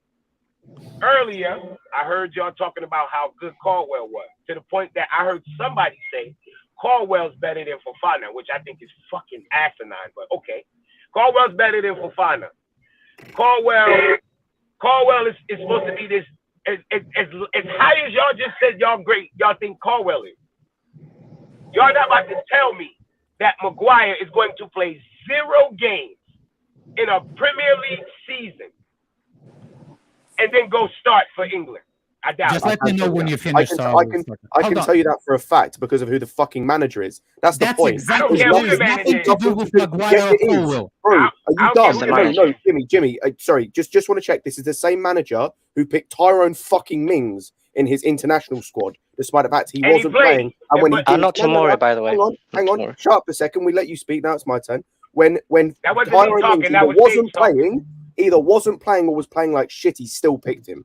Same with Connor Cody. That's what I was saying. It's not about Fofana. It's not about them. It's about the manager.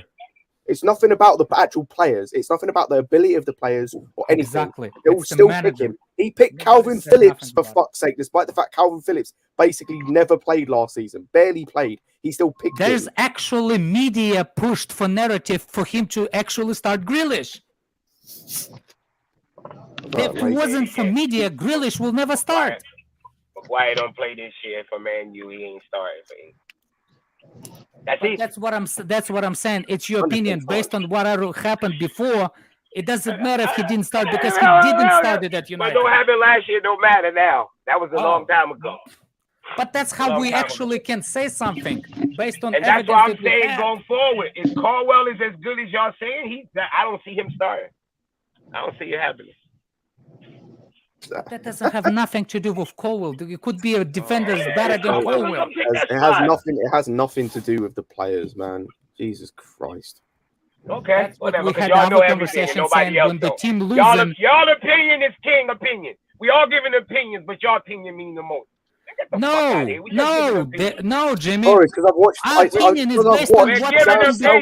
My opinion is if he doesn't play, pick the same fucking players consistently, despite them being worse than other players, bro. I've watched it fucking consistently for as long as he's been manager. So Jimmy, that's why. I gave opinion based on what happened before.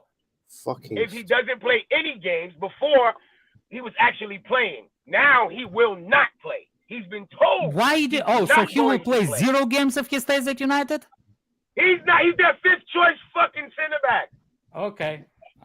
We'll see. What games he gonna play? Stop screaming, man. We're in the Champions League. We're in the FA Cup. There's a guy who shouts every 10 minutes. He ain't gonna play.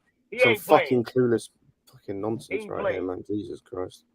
Who the fuck this? You don't get to decide if nobody. Turn the volume down, Fatter, if you don't like it. The Hawk is a football, motherfucker. We all giving opinions. Fuck you calling somebody clueless like you some football genius. Get the fuck out of here. Oh, clueless. Like my opinion based on nothing. Shut the fuck up, man. Fuck.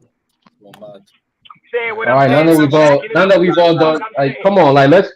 We don't have to get intense with this shit. Here's the reality. Here's the reality. I get the logic. In that if Colwill is as good as we say, he should start over a player who's not going to play the whole season, 100%. But I also understand what they're saying is where Southgate sometimes picks players not based on merit, not based on this guy is better than this guy. If he likes you and you're playing well for his team, for the national team, whether or not you play badly for your club team, he's still gonna pick you. So I get that aspect of it. Now, this is his last tournament, so I don't think he's gonna do that. I kind of agree with Jimmy, whereas if Maguire doesn't play, he doesn't start. You know what I'm saying? I kind of agree with that, but I get what they're saying. I get their point because we've seen it time and time over where we've seen players play better. You know what I'm saying? And he just says, "Fuck it, I'm not picking you. I really don't care. I'm still not picking you. I'm just gonna pick somebody else." So, here's the difference. you know, Maguire. that's what he does. That's what that guy does. But here's the difference. Maguire was playing for the national team, and he was actually out. Whether he was playing good or bad, he was playing for Man U. He was actually playing. So maybe Southgate was thinking, you know what? All those faults are not his fault. Maybe we don't know if that's what Southgate thought, because you had people that defended Maguire. I watched people say, "Oh, it's not Maguire's fault; it's De Gea's fault." I've seen that. So it's a difference when you're playing and you get to assess somebody. If you're literally not playing, there's nothing to assess. Well, if he's actually, not playing, just to say I'm gonna call him up and he's gonna start based off of nothing. But that's the thing. I think the problem with Maguire, it's the same thing with Xhaka at a certain point of career at Arsenal. No matter what they did, Maguire played for national team actually good. So even if he did not play good at Man United, when he came to the national team, he is still performing. And that's how Southgate does it. It's the same thing with Pickford. He plays at United. It's how he plays at national team. Some players are good at national team than club. And for you to say he's going to play zero, I just don't believe it. Yeah, I was going to say Pickford is an example. That guy cannot stay fit. What's his name that came from Real Madrid? That guy cannot stay fit. Other guy just came from the serious injury, the short one. Serious ACL, right? What was his? No, what he was didn't have an ACL, man. He had a foot injury. Everything is ACL with you. Leave the people's knees alone, Alex. It was his foot. It was his foot. Okay. Yeah, I was just going to give a quick. Okay. Whatever. He just came. It was a big injury because he couldn't finish the season. It wasn't that big. He just ended his season. It wasn't that big of a Okay, so who's behind them? I don't know they line up like that, but I was watching. But you said he's fifth. How do you Hold know on, that? wait. I'm gonna tell you why. Hold on. Oh, okay. I was watching Said and all of them show. Oh, I see. They all agree, like, yo, he's fifth choice center back. It's Said, man. We all know what Said. Yeah, is. just like And that's their opinion, Jimmy. And Jimmy, that's their opinion. But that's it. They follow the team, so I'm gonna go with their opinion more than my own. Like what It's I Said, man. Come on. They follow the team. So what does that mean, is Said? What he don't watch his team? He broke his leg. Wow. So yeah, he was Metatarsal fracture. Metatarsal fracture. That's what it was. That's Well, technically, Yeah, that's the foot. That's the foot. It's a big injury, by the way. No. Anyway. Bomber clock wings. End the stream, Dave. Oh, we're still talking. You go away. He said end the stream. You go away. You guys want to talk about Lukaku? Hey, what's up with you, man? Thoughts on nobody wanting Lukaku, even PSG. Fuck Lukaku, man. You Honestly, 21 I wants him. I love saying that word. Aubameyang didn't travel with the squad either. They even put exactly. That's my David. Last year, center back, instead of putting in Maguire, they put in fucking Shaw at center back. Exactly. Why are Make we my talking point in about the Maguire comments. Thank still? you. I thought he was injured too. He's Yeah. fifth Maguire. choice. That motherfucker ain't playing next year for Man U. You probably see me at center back before Maguire. He's out of there. Lukaku. Out of there. He's not playing. Anyway, thoughts on Lukaku, people. Thoughts on Lukaku. I hope he gets by. Okay, I'm not gonna say that's crazy. I don't wish any harm on people, but just don't. Yeah, I just don't want to see him have another appearance for Chelsea Football Club. That's it. I want him to start up front at number 9. Bring the anarchy, brother. Nah, fuck that. Fuck that. He just wants to see chaos. Lukaku is, man. Yo, haven't we had enough chaos, man? Big up Eamon saying Jimmy is absolutely right. You guys are just jealous of his sky-high football IQ. By the way, Chalobah is the greatest ever Chelsea player. Just my opinion. What? Deal with it. What the fuck? Bears, I I guess. respect Chalobah, though. Only There's ever a Chelsea piss player of 100% pass accuracy. What a goal. I hear that. Oh. Actually, it was 0, wasn't it? No, he got one pass against Walsall in the 94th minute and then left. No one comes near him. Yeah, that's a mad super chat. Jimmy, I don't know if you want to respond to that or not, but big up to Eamon for the donation. Thank you very much. Appreciate it. Look at his currency, bro. Yeah, He's it's actually Oh, it's digging like you yen. up, Jimmy. Why you upset? yeah. What are you upsetting me? It's a rupee. It's a £5. I doubt anybody cares, but thoughts on Ampadu to Leeds? It's Thoughts a good on move Ampadu? for him. Good move for him. Hope he does well. I want him to get an opportunity at some point around the Tuchel era, but he didn't get it, and Conor Gallagher did. But I hope he By has the a good way, I career always elsewhere. see him as a midfielder, so He'll start in midfield probably for yeah. Hey, Leeds we've next seen it season. with Sarri though. He started as a DM though with Jorginho one time. When did he start with Jorginho in the midfield before? Sheffield Wednesday. No, he played in Jorginho's position. You're talking about the cup game. Not together with him, right? Yeah, not with him. Not with him. Yeah. But it's good money as well. I think it's like 7 mil plus add-ons, which if all the add-ons hit, it's like 12 mil. I think it should be I more. thought it was 22. Yeah. No. Bold take, but maybe not even really a bold take. I think Ampadu definitely has a potential to be another Ake, right? Where he's going to be a solid player for a top 4 team later on in his career. Like when he's 25, 27, he'll be that. You know what I mean? We just don't have, I guess, space for him right now. He's got Or music on the Somebody background. music playing. you know. Come on, So, guys, on a but live stream. I don't think he's a bad player. I just think he's he's not blockbuster, which is what we kind of need right now. So As I said though, I think he'll be a do decent well player in the future. Yeah, he'll 100%. do well at Leeds though. Like as I said, like they've got rid of like 2 or 3 midfielders, either on loan or permanently. I think so. He'll start for them next season. I imagine. Even at centre back, I think they've lost a couple of centre backs on loan. Yeah, Leeds.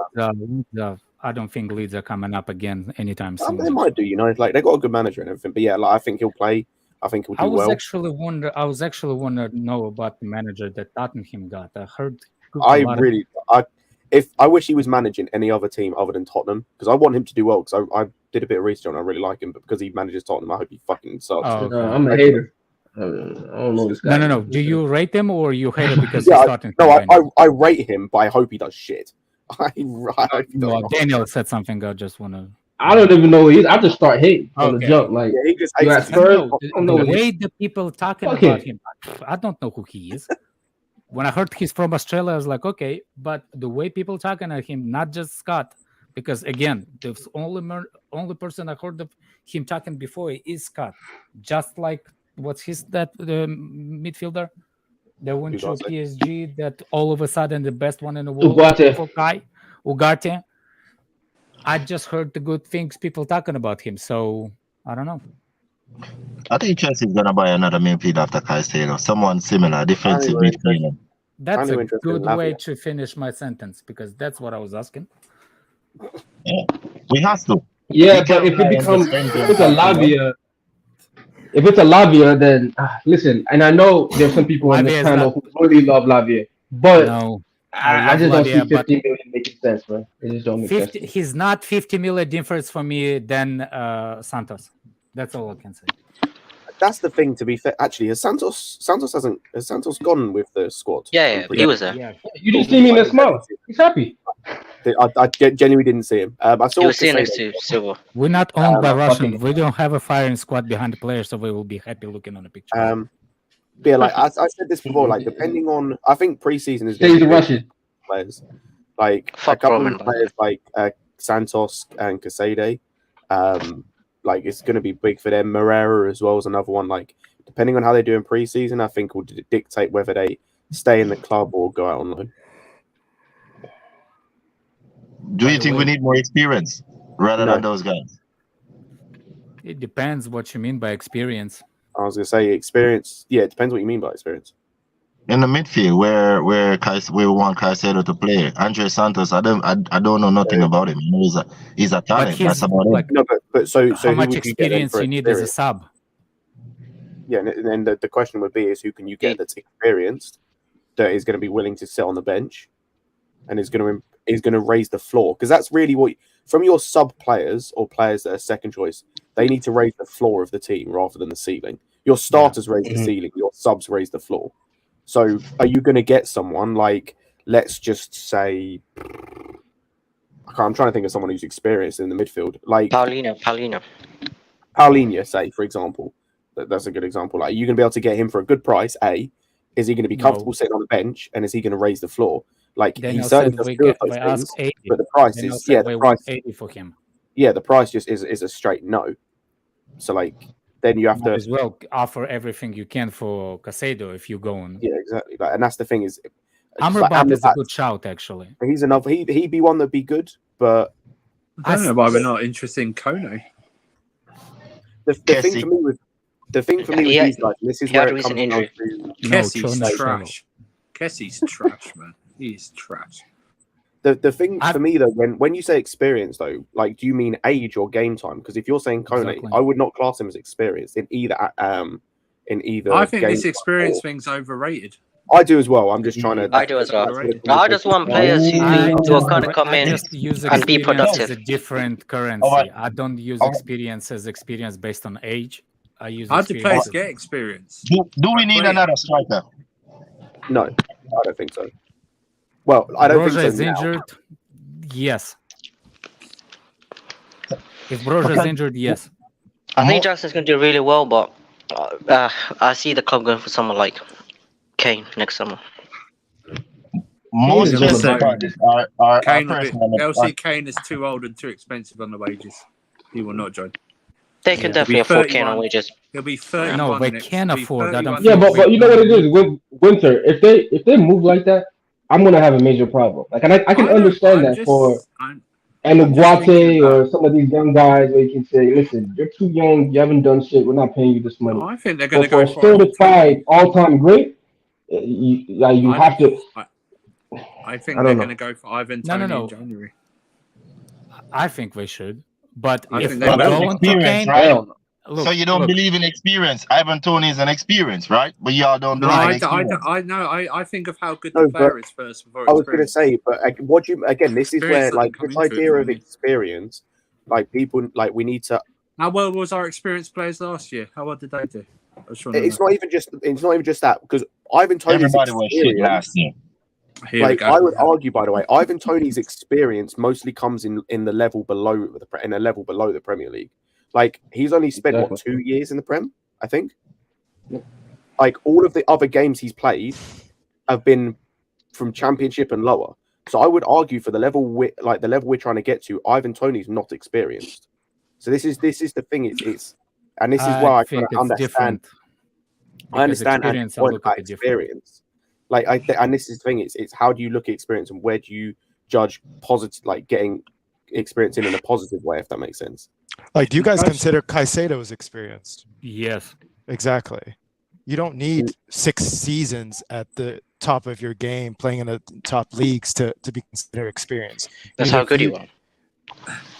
No, I'm saying just that. we need, I do think we need experience, but I'm s- Tony but- is experienced. No, again, again, it's experience. It's different. For example, if I rate experience of Caicedo, yes, for which part, I'll accept his experience to get us to the top 4. I don't accept his experience challenging for the titles, challenging for the Premier Leagues.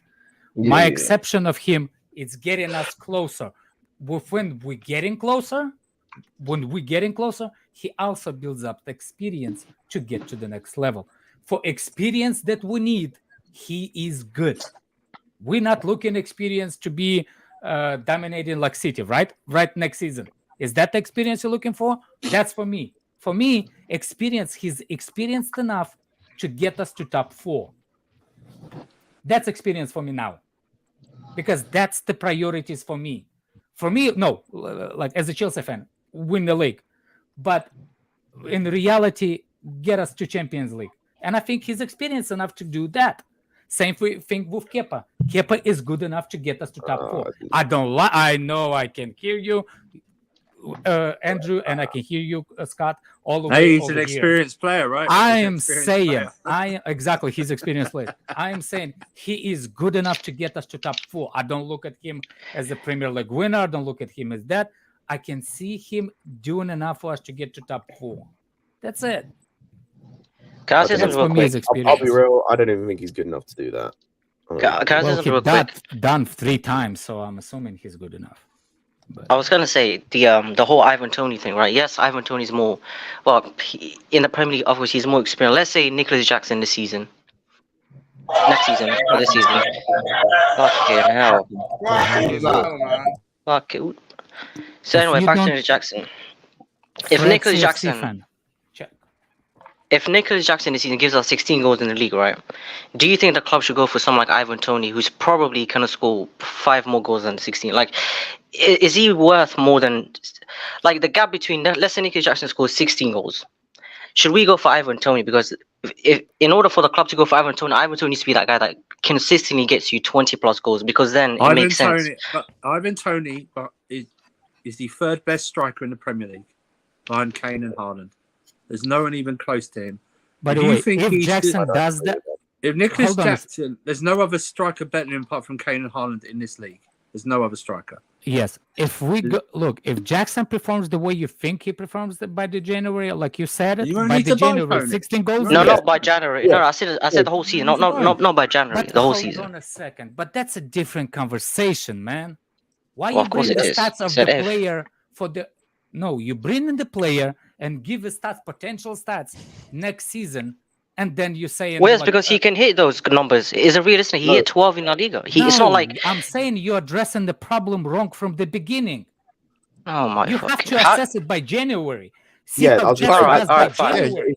Alright, is fair you have to enough, fair assess it in January. You have to either In assess. January, you reassess. How you can bring the stats of the full season in the January for the potential? That's the thing. That's is madness.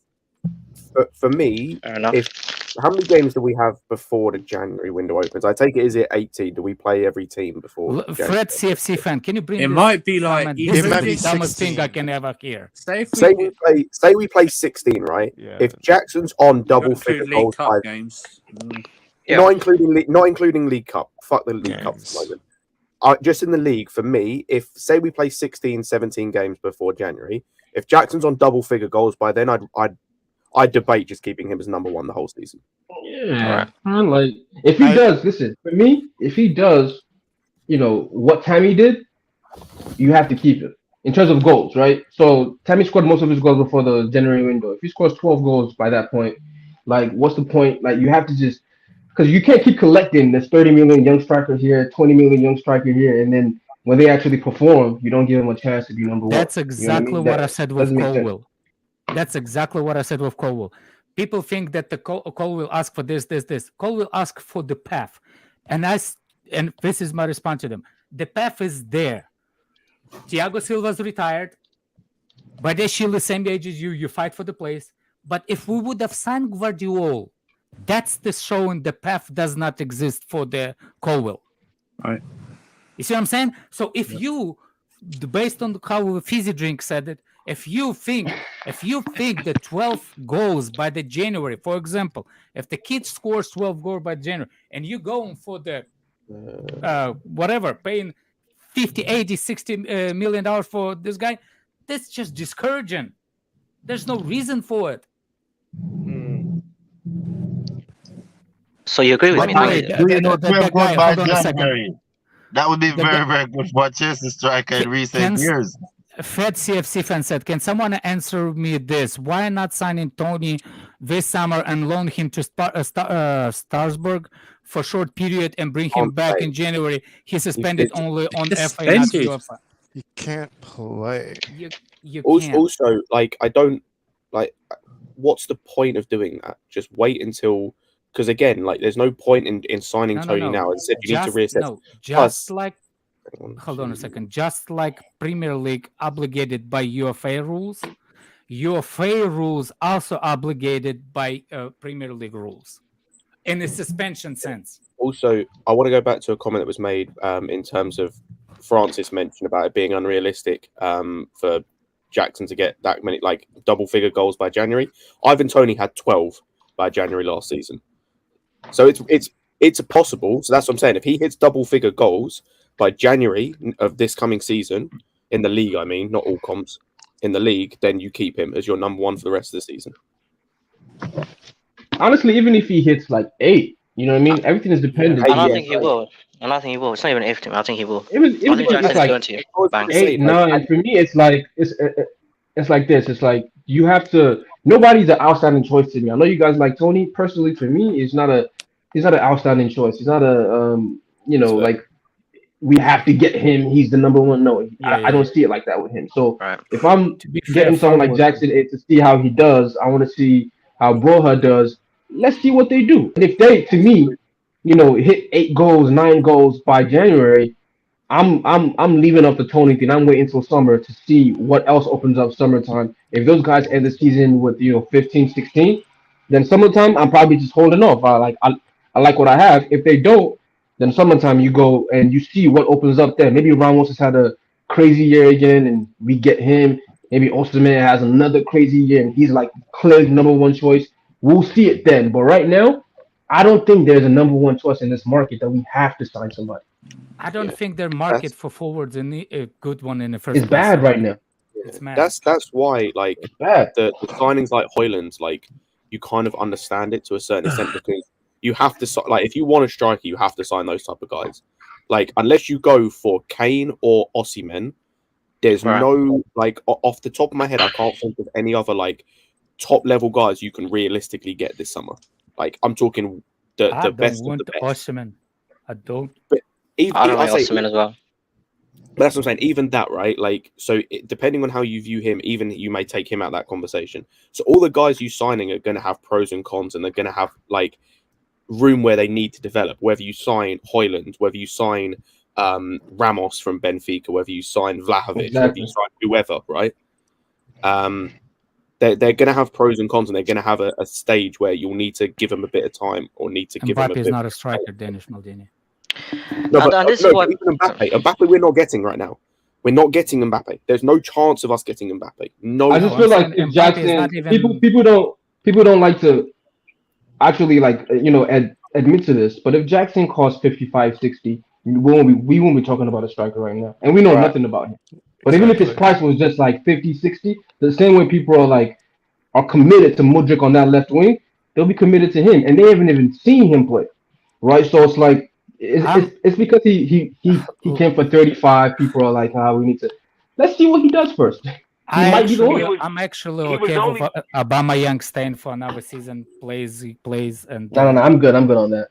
Big up. No. He was only 35. Instead of buying anybody, I'd rather have Aubameyang on the books than. He's not staying, bro. He's going. But, no, I'm saying like, look, it's the same time. It's the same thing. I'm a blood clot, Yang. In Timo, and what's his name? And Tony Abraham.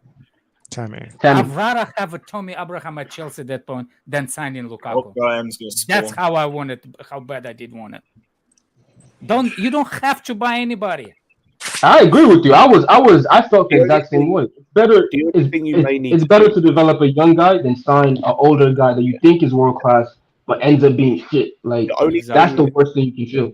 Depending on what happens with Broja, like in this summer and going forward, the only thing you may need to do in January is sign a guy on loan because you'll miss Jackson for about a month and a half, 2 months. Or starting Kuku. Or playing Kunku up front for those games, and you shift the team around a little bit, depending on what you want to do. Anyway, you may need to sign a guy on loan.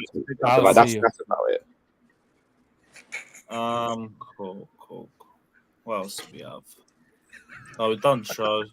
Interesting Kolo Muani. He was another one I forgot to mention. Again, like he's good. He's a good player, and I like him, but it's one of those of like he's going to probably cost you like north of 80 mil, and we don't know 100%. And that's what I was trying to. This is what I was trying to propose. Like, isn't it more realistic, right? Instead of them going for another 80 million striker on top of Jackson, that can't you see the club potentially trying to get Harry Kane on a free next summer? This, like, I don't understand why this is out of proportion. Like people just don't see it happening. I mean, we don't even know what's going on with his situation yet. Yeah. So we can't plan for something that's the thing. Yeah, really uncertain. You could sign again in a week. I say the thing for me is it depends on, say for example as well, he stays this season and then breaks the record. That may be if he can break the record this coming season. I don't know if he can, but at that point that may be the point he decides now I need to move to Europe, and at that point then you've got Bayern, you've got potentially Real Madrid if they don't get Haaland or Mbappe. They've got he'll have other clubs in for him. Like he'll have other options. So like it's more a case of the Kane thing for me is a case of it. There's just too many variables right now with Kane that like I can't tell you definitely whether he'd end up coming or not. I'd definitely take him. I just can't say whether. And another part of that is that if he was to stay in England, I think he would go for other options than coming to us. Only because coming to us kind of ruins all the work you've done at Spurs. Like you ruin your legacy completely. You go to United, even City, it's not the same thing, right? Because anything can happen this year. Maybe Haaland goes back to back and decides it's time to go. I've done what I have to do in this league, you know, and then they can go out and pick him up, blah blah blah. But the point is, there's going to be an array of strikers next year. I think that's a better year to kind of look at guys like Scott has mentioned. There's several guys that have had a breakout year, you know, that have had crazy years. That if we see it one more year, then we can say, okay, so like we can actually go for this guy, right? But if we cock ourselves right now and sign somebody for 90 million, we're stuck. He has to work. We're back to the Lukaku thing. Next season as well, depending on what happens in this, like with this summer with certain teams, next season it may be easier for us to get a striker with certain things. But like United may already have their striker in terms of if Højlund hits. If they get Højlund and he hits, that's them. They don't need a striker.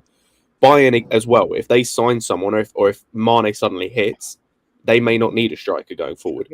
Real Madrid as well. If Haaland, like Daniel said, if Haaland decides to go, they can just go and get him, or they go and get Mbappe and play him as the 9, maybe. Like there's certain teams where like if certain things happen this summer, and again it is a lot of variables and a lot of what ifs, but if certain things happen, all of a sudden the number of elite teams or top tier teams that need a number 9 that would be ahead of us theoretically in the pecking order diminishes. There's less of them. And especially because we can pay the Premier League money if, depending on what we're doing with our wage bill, they get to play in the Premier League, living in London, you know, all the stuff that comes with being in England and whatnot, and playing in the Premier League, all that. Yeah, like, we can offer that, which other clubs can't. So next year is definitely a better summer for looking for that elite number 9, if there is one out there, rather than this year. Yeah, market looks way better next year than now. I'd rather us just make sure the next striker we get is the correct one. Before we're stuck in the same position again that we've been in the last few years. Goalkeeper as well. Goalkeeper. Give me that's more important than a striker. The goalkeeper. I don't trust Kepa none. No. No, I trust Kepa this year, but I'm saying in the long run we need to take our time with selecting a goalkeeper. Sorry, can I ask what makes you trust Kepa? I don't Kepa. trust Kepa. I just don't think he's going to cost us top 4. No. Lewis, Lewis. I know it's what makes you. Give me reasons why you trust Kepa. Out of the last 5 years, what makes you? I'm not going to go based on our last 5 years. I just believe I think if we sort out all the other areas of our squad. Yeah, he's the least problem I have. Yeah, I think Kepa with a good defensive structure isn't that bad. Like this season hasn't been. He's good enough to be a top 4. I'm not saying in the long. I'm saying in the short term, because clearly we're not going to sign a goalkeeper. I don't think we're going to sign a goalkeeper this summer, unless we pay we go for minor and pay I don't know, fucking 70, 80 million. Then that's fine. But if Pochettino comes in, builds a defensive structure around Kepa, well not around Kepa, but a better one. As a more stable midfield, then Kepa isn't going to have. Kepa is going to be decent. You see, you shouldn't have to worry about that. You should be able to have a goalkeeper, no matter what your defense is like, who'll be able to, no matter what, who's silent for 89 minutes but pulls off a world-class save to either keep you points or win you the game or keep you in a cup competition. This guy does not have that whatsoever. But we know he's not that guy, and we don't want him here long term. But I think just for this season, considering where our expectations are, I think we can, like Lewis is saying, I think I'm willing to firm it for 1 season. I don't think our expectations. Aren't so. I'll be honest with you. I don't think he's gonna break or make I agree with you. I don't. I think he could make or break our season. I think it's going to be a close battle. It can be a close battle for top 4. And when we play these teams, that's what's going to make the difference. When we play a Newcastle, when we play Manchester United, when we play some of these teams, that's going to be the difference between us making top 4 or not. Like, I think it's going to be very close. I think we're going to be good this year, but it's going to be that one game versus City or the bigger teams, which we've lost. Last year we lost damn near all of them, and the reason we lost them was a big part is because he's shit. Like the City games, it was close till KDB banged it from fucking 40 yards and shit. You know what I mean? And the Mahrez goal at fucking Stamford Bridge, you guys remember that? He just let it pass him.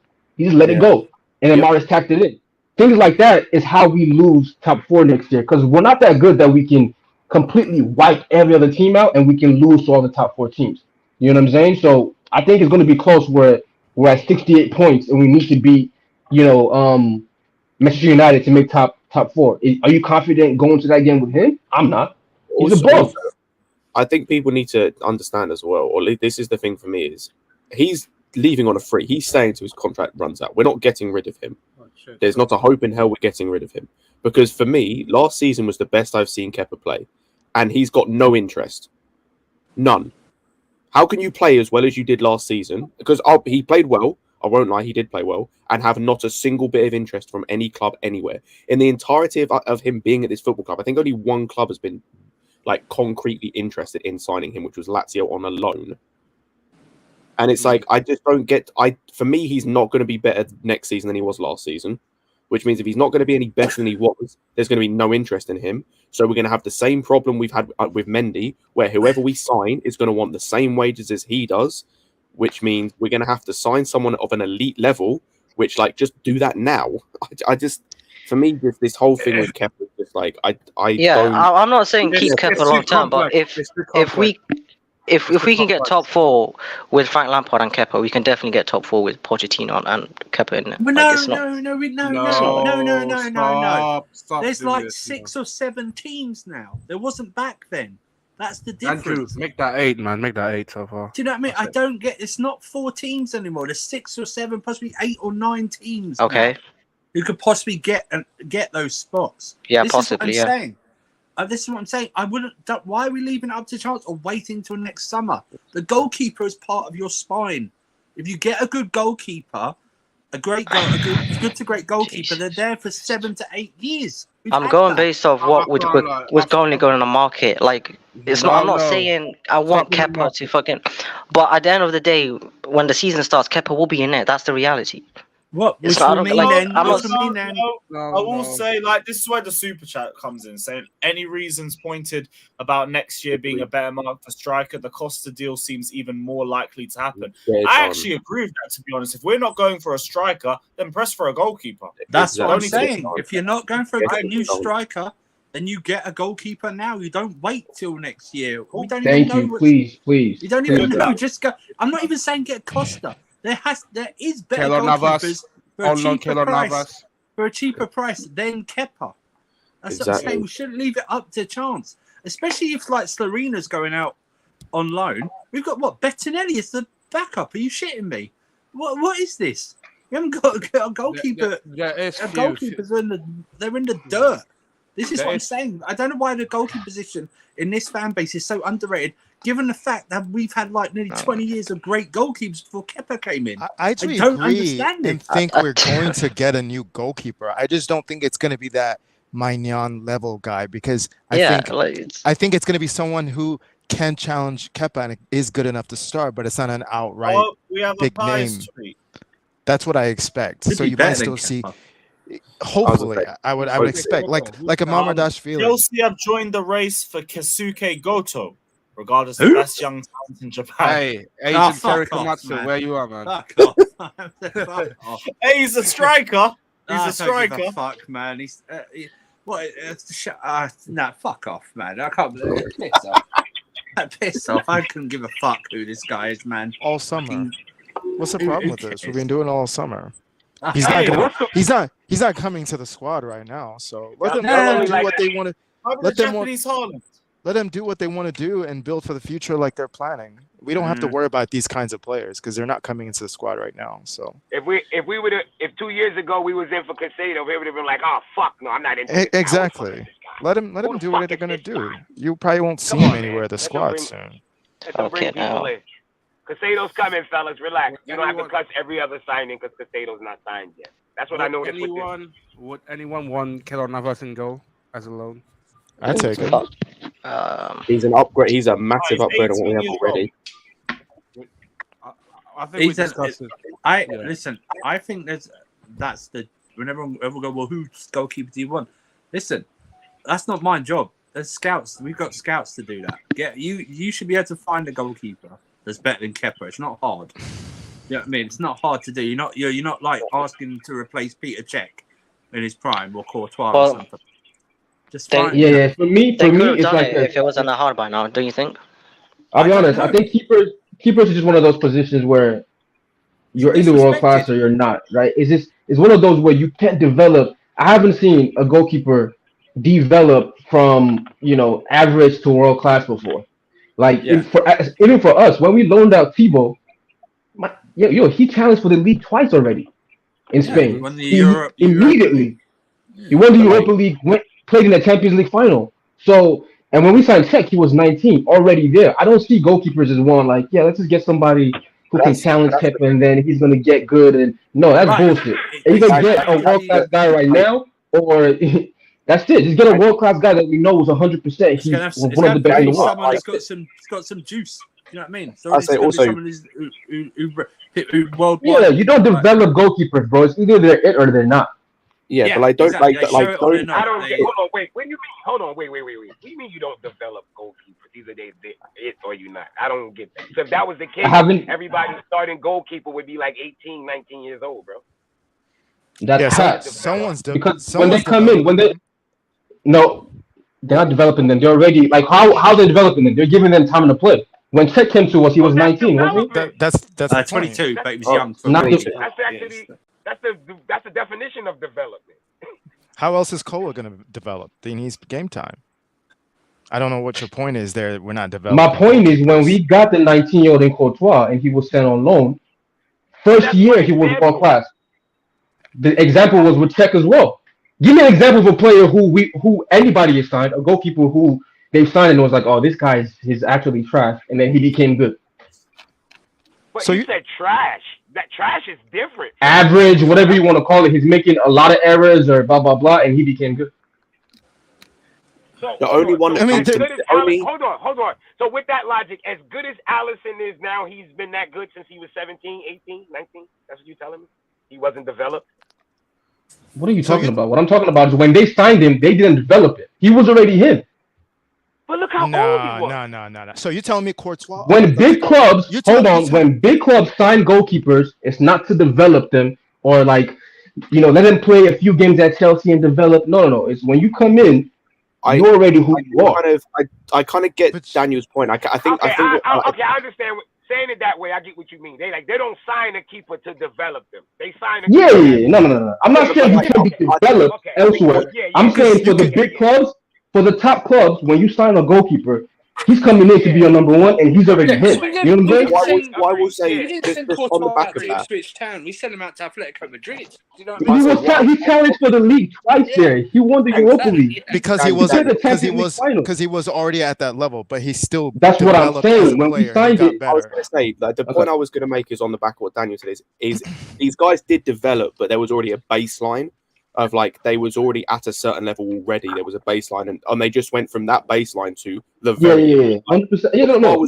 You're always going to get better as a player. But if I'm wrong about this, people in the chat or on the stream, correct me, but wrong. But most of the when it comes to young or goalkeepers that are young, most of the ones that go on to be elite are the ones that are spoken about from early. Your likes of your Buffons, your Courtois. When we signed Courtois, I think he was already spoken about as one of the best young goalkeepers in the world at the time. And he went on loan to Atletico Madrid and stuff. On your point, Daniel, the only one I can think about that was what you said was average or was making a load of mistakes and then went on to become developed to a level. But even then, it was limited. Was De Gea. So only one off the top of my head, he was making a fuck ton of mistakes when he first joined United, and then he became a lot better. But he's the only one off the top of my head, I think. He became their best player for a couple of seasons.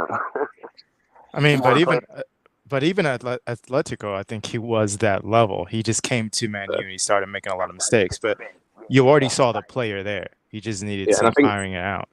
Yeah, so I agree with your point. I'm not sure why you were trying to make it because it sounded different from what you were trying to say. You get a goalkeeper, they're already going to be at a certain level, but they do progress and they get better.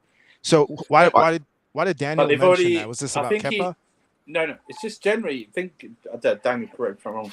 When you put a goalkeeper in, or even a young goalkeeper, they've already got something about them, right? There's already a baseline level. They're great. They're sort of good to great at something, or and they'll move on. It's whereas you don't make a potluck and put an average goalkeeper in, and they get better over time like that. There's very rare examples of that where a goalkeeper that you don't rate or recognise or something like that then generally gets better afterwards. That's what it's saying. Whereas it's like other positions, there are examples of that. But who was he? Why did he bring up that point? Just general conversation about. I think it's general about Kepa and about goalkeeper. We need better than Kepa. I think it's because it was about Kepa. Yeah. I agree. Kepa's who he is. Yeah, he's not just gonna get better. He's not gonna get better. I swear to God, whoever scouted Kepa, I need their name because that was criminal for us to. That was criminal. Yeah, Kepa was highly rated back then. Let's not act like he was shit. He was highly rated. He was. He's shit, bro. He wasn't highly rated. Like, no, he wasn't. He wasn't highly rated, bro. He had a high release clause. He was appreciated in the Basque country because they were like, "Oh, he is a good goalkeeper." Well, no one had been. Wait. Madrid wanted him like 6 to 12 months. No, let me tell you something right now. Right, this is generally of most Chelsea fans. No one knew of Kepa before we were linked to him. Exactly. No one. No, Kepa's name wasn't brought up in any goalkeeping conversation until we were going to sign him. We were going to sign Alisson. If you remember. Yes. Kepa was the shit alternative, basically. Yeah. I've been watching La Liga for a while, and I knew of Kepa, but he wasn't like, oh, there's this really talented. I knew he was Atletic's keeper. That was it. I didn't think he was that good. I just don't know where that link was. He was all of a sudden really talented. No, your mic. Can you guys hear me? Your mic's moving. All right, hold on. Let me hop back in. Oblak was the main one. When was it that? Did you say the year before that they were thinking of buying Kepa? When you said Real Madrid, was it the year before we signed him that they were looking at him? Yeah, the year before. And then they went on to sign. Yeah, January 2018. But Kepa renewed his contract. And then 6 months later, they signed Courtois. And the thing is, even if Kepa had joined, he was going to be back up at Real Madrid, and we've seen how back up at Real Madrid go. I don't know what the chat means by rated. Do you guys know the current Athletics keeper? He has a similar name to Kepa. That's how much he was rated. He seems like a good goalkeeper who's number one for Athletic, but I don't know if he's like. I can't think of a name. I don't know if this guy is a big keeper, big thing out of Spain. I just know of him. I just don't know. I didn't know of Kepa like that, like a big name coming out of Spain. Yeah, Scott, is it better now? Much better. No Chelsea fan heard of Kepa before. Nobody heard of fucking Kepa. Nobody knew. Yeah, Moyo. Yeah, Moyo. What I was trying to say, what I was trying to explain was, go ahead. I was gonna say we were linked to Oblak at one point, but then we decided to go for Kepa. Who? We were linked to Oblak. But I can go one better than that. We've talked about it before. That same window, we were linked with Alisson. And then we fluffed that and went fucking Kepa for more money. Yeah, but what I was trying to say is with Kepa, what I was trying to challenge was the idea that we can bring somebody in to challenge him. What you're trying to challenge players is to make them better, right? And for goalkeepers, you don't have two competing keepers, just the number one. You never, rarely ever have that. Maybe for 1 year, but apart from that, it's just one guy is the main guy. So with him, if he came in from Atletico, where they've where they've developed him and blah blah blah, we should have seen his world class level by now, right? There's no development or blah blah blah. Once you come to Chelsea, you prove it to us. He's never done it, so bringing somebody at his level or close to him to challenge him is going to do nothing. He's never going to. Yeah, he's never going to get better. Has to be somebody who's clearly better than him, or else. Exactly. That's what I was trying to say. There's no challenge in Kepa. He's shit. Get somebody who's clearly better. It's like when we finally bought Courtois back. Czech was on the way out. He was good, but we couldn't. But this guy was younger. He was playing better, so it's time to take over. Stuff like that. That would be the only way you bring in another good goalkeeper. Andrew, I was going to take him over. I was going to say on that point on what Daniel said, when it comes to most of the transfers you see when teams buy another goalkeeper to compete with the first choice, more often than not, that ends with the guy you buy replacing the first choice. Like we saw at Arsenal when they bought Ramsdale, it was to compete with Lennon, and he literally took his spot in like Well, look at almost. City. They bought Bravo, and he was crap, and they got Edison in. No, but but that was they got rid of. But it's like when you when it's I'm talking when the keeper is still there. Like the only other reason I can see, like obviously, Bayern bought Sommer because Neuer was injured, but they're about to sell him now because Neuer is now back fit. And it's like that's the thing is like you don't buy another keeper. Like you don't look at another keeper who's even maybe close to the same level of your main keeper. If there's not that thought in the back of your mind if he's going to overtake him. I'll give you an American sporting equivalent, right? For me, the goalkeeper position, if you've got a great goalkeeper, it's like the quarterback. Thank you. I was. You know what I mean? I didn't want to say because I'm American, so they'll kill me. The replacement quarterback is not even in the starting quarterbacks. He can't even lace his boots. Right? Let me explain why I said that. You guys remember when we got Mendy? Would you say his level is that much higher than Kepa? I would say this: I've never seen Mendy came in as a backup. I've never seen Kepa play consistently like Mendy did for that year. He has never played that consistently. Right, so he was better than Kepa. I'll go one further. Like, sorry to interrupt, Moyo. He's never played to that level. Like, that's the thing for me is Mendy came in and despite all the world across it at the end of his career, he played to a level in one season that we've never seen Kepa play to in 5 or 4 years, whatever it is he's been here. He played to a best in at worst top 3 in the world level. Do you remember the Brentford game? Do you remember the Brentford game in the 21-22 season when we just beat them 1-0 away? Shout out to Mendy, man. And Mendy was just saving everything, right? Yeah, in like that 75 worlds he saved that game. Yeah. Yes. In Yeah, that like one game, 75 worlds he saved. that one game is better than Kepa's entire Chelsea career. Yeah. And do you know, but look, Winter, do you know the reason why people still had reservations about Mendy, even though he had that breakout year? It's because of the late development thing. We don't usually see keepers be nobodies, and then at 28, they're the best in the world. Pop out of nowhere. It's like a weird. So people were like, this is just a form thing. He's going to revert back to form. Me personally, I think it was all confidence getting fucked up with Mendy, and he was never going to get it back at this club. That's what really happened to him. Yeah. So, and you don't, because when people were saying, Mendy's having a bad time, take him out and bring Kepa in. I'm thinking, what's the fucking point? You don't do that.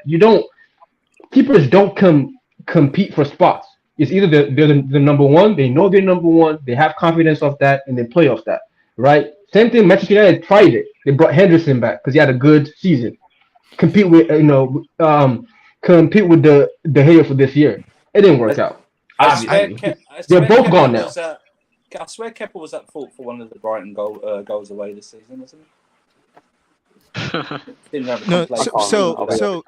You have to take into account his fall off after. I know even the greatest players, they have tough periods, but you can have this. What separates great players from good players is how long can you keep that level for? How long can you revert back to that level? Yeah, I think you can't ignore the fact that after a long time after that period where he hit those heights and he dropped, he was just not able to get out of that rut. And it makes me think how much of a great goalkeeper Mendy really was. Right. I don't know. I still think even if you average everything out, he's still a better goalkeeper than Kepa. Mendy for me isn't a great. He's not a great goalkeeper. He's a good keeper who's had great moments, right? So he had that great again. The great goalkeepers of all time. By 23, you already know who they are. Yes, I'm sorry. That's just how the keepers are just different. So like they have every a other different position maturity, where even from a young age. You can tell they're very different. It's not, Mendy's rare. Where at 28 he becomes like the best in the world. You usually never ever see that. So the reason I brought up Mendy is a great shot stopper on us. Hold up, Sage. The reason I brought up Mendy was we brought in a goalkeeper like that because Kepa was doing Kepa, and he sustained what we needed him to do for a certain period. Now, whatever goalkeeper I bring in, and I'm saying, he doesn't have to be a Maignan, a definite, clear number one, is so that I can, because we got rid of Mendy, didn't we? We have to replace him. I don't want Bettinelli as a two, and I don't want to basically hand the gloves to Kepa because he doesn't have any competition. So if we can do another Mendy, I think we have a player like, for example, maybe Slonina. I think the club is maybe thinking about him. He's a player who he's only 18, 19. he might be able to show. He's already showing that maturity from what I'm hearing at that young age. If they think he's that good, he should go out on loan. He shouldn't be on the bench. Exactly. Okay, so if he's that that's good, what I'm saying. So that's what I'm saying. He can go out on loan for maybe this season or two if we can bring another Mendy-like goalkeeper to duke it out with Kepa, and most likely he will be number one. We can do that again for this next 1-2 seasons and wait for me. For me, here's what you can do. Here's what you can do. If Slovenia is really that talent, and he could be, right? He's only 19, right? If he has 1 year at Strasbourg or 2 years there, then we might start thinking, oh, we have one on our hands. My thing is that's fine, but you can get your Kudisini right now, right? What's the guy in Aston Villa? You can get a guy like that. You can get you can get guys like that. But to the idea that I don't like is I'm getting somebody to compete with Kepa. Kepa is there's no competition that's needed. Just get rid of him, and you don't have to get the world class if you believe Slovenia is on that level. Like he's like a Thibaut, where he just needs a few years on loan somewhere. He's already that talent. Cool. Then get him. Then get somebody like the Aston Villa guy. If not, Maignan, the Porto keeper, you have to get those type of guys, right? Not somebody. And again, Mendy to me is an anomaly, right? It rarely ever happens. It rarely ever happens where. And maybe you guys can correct me and tell me where I'm wrong with. You can know keepers who I don't know what the fuck he was till he was 28.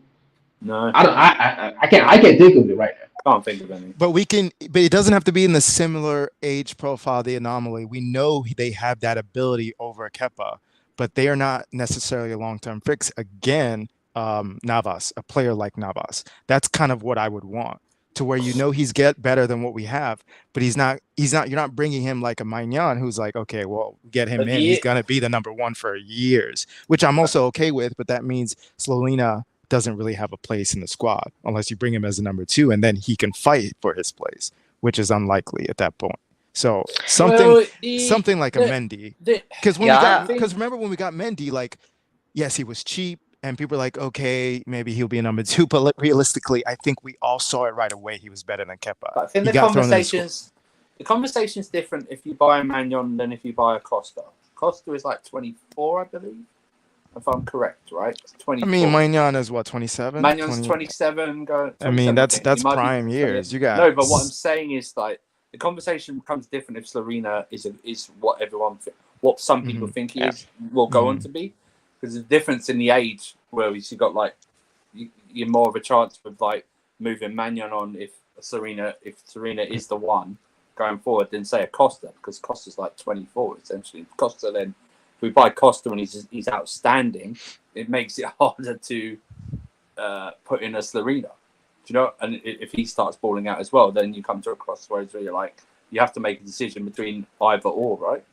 Like that. That's if the plan for Slovenia is to go out on loan for a couple of years, then I would still, if I could, I would get the Costas, I would get the Maignans and all this.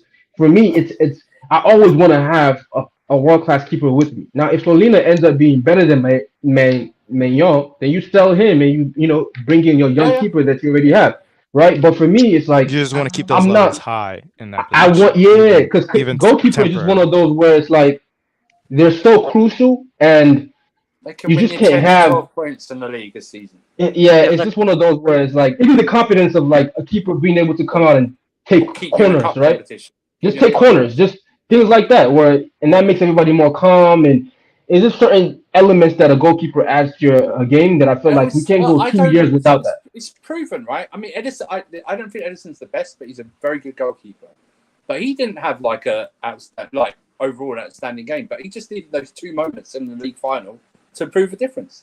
Whatever you think of that, Lukaku should have scored right, but he needed to clear it out. But the more impressive save was the corner in the last minute where he tipped it over.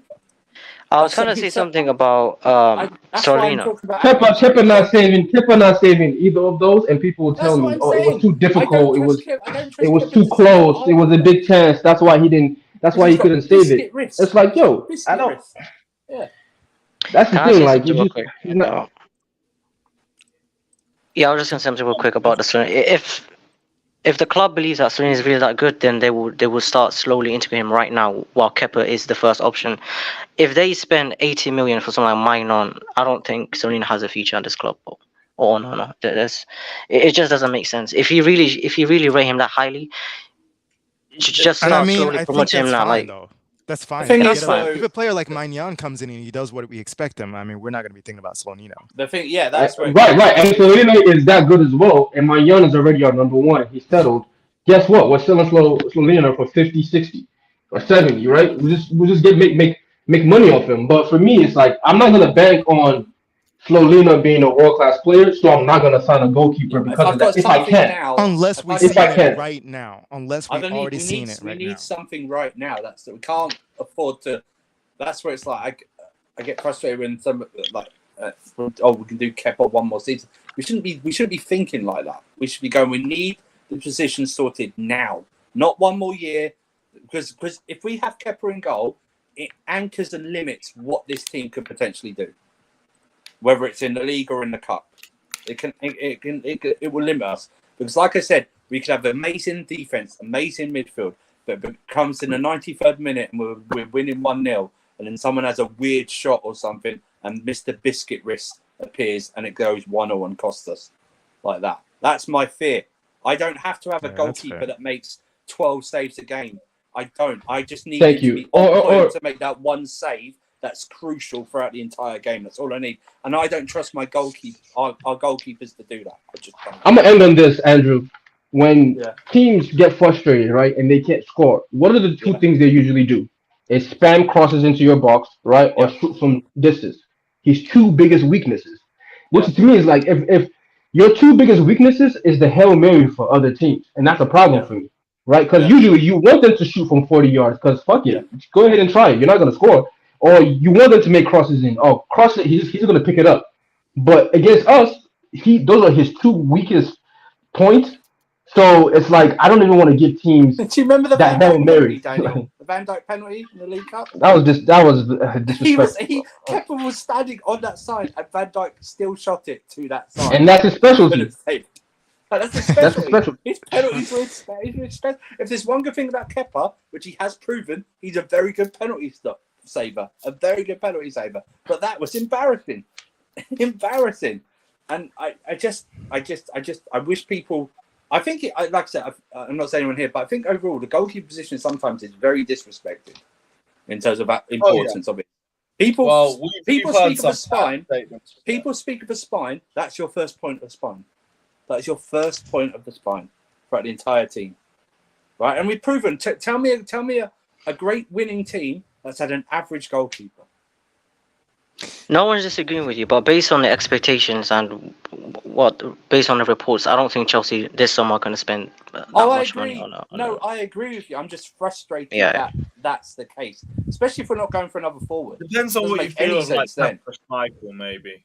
But if we don't go for another forward, it doesn't make any sense that we're not going for a goalkeeper if we're not buying an extra forward. It doesn't make any sense then. Because we've got the budget. Because we were told, we can't do a new goalkeeper because we have to focus on budget for the striker. So if we're not getting another striker, then go get a goalkeeper. Then. You know what I mean? Okay, if we look at all the rest of the top 4 teams, they either have a world class forward or a world class keeper, right? Let's go through. I mean, if you're going through, I know people can feel how they feel about Onana now that he's going to Manchester United. I put him in that world class level. I put what's his name? Alisson, obviously he's the best in the world. Edison, one of the best in the world, right? Those 3 are definitely up there. Now the other guys are decent in terms of like, the Newcastle keeper. He's okay. Lloris is okay. Ramsdale is okay. These are good keepers, right? All better than Kepa, obviously, but these are good keepers. But if we had them in goal, I trust them more than Kepa. If we had them more than goal.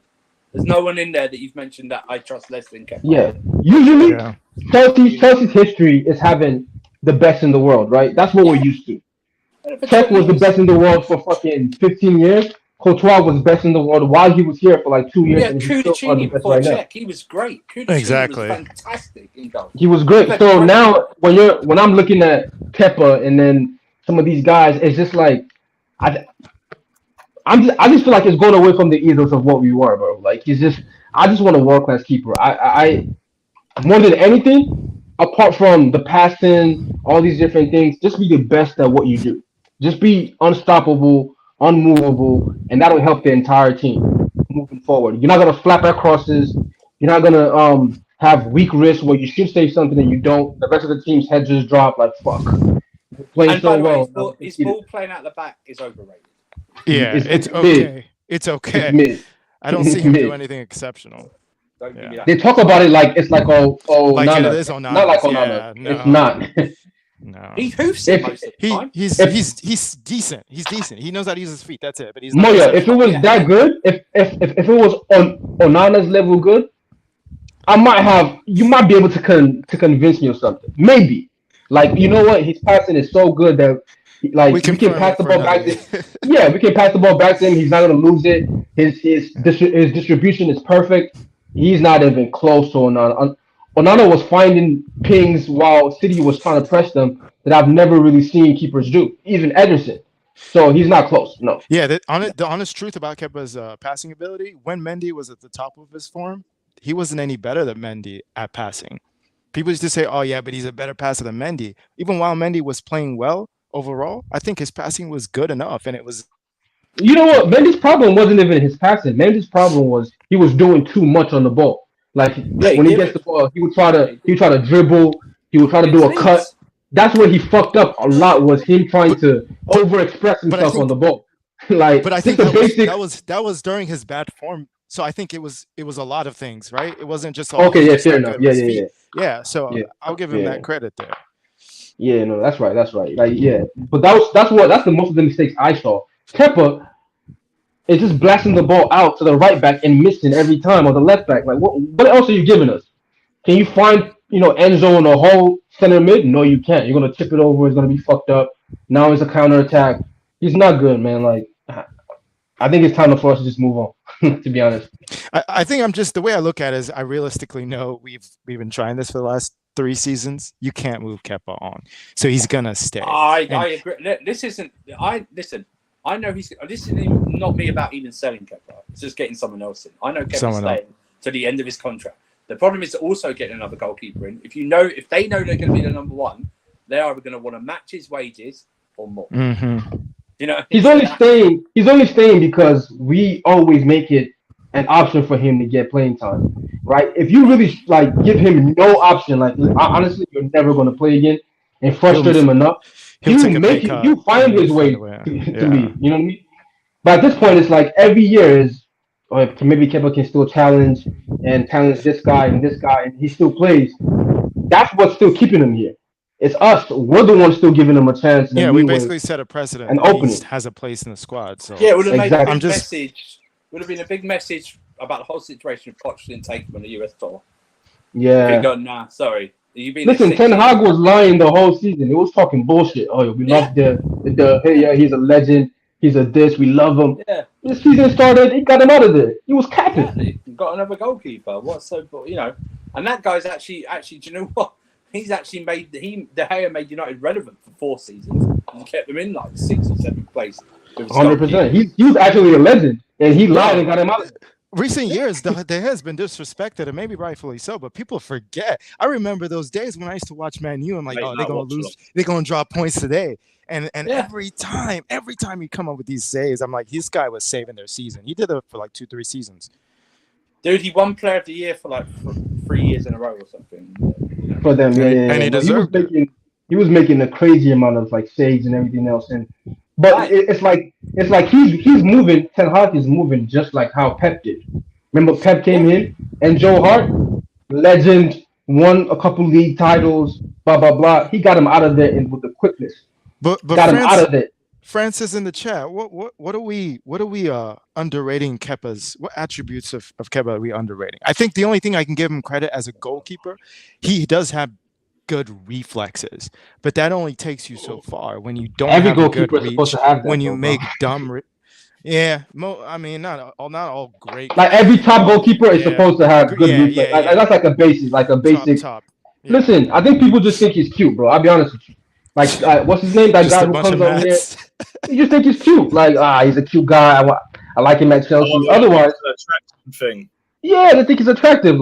He nice haircut. That's about it, bro. Anything else with football, he's not good, bro. Seen it before. Shot stopping, those wrists of his? Oh, no, I don't know where you guys are getting this from. Yeah, That's the most frustrating part. You might be on of his something, whole Daniel.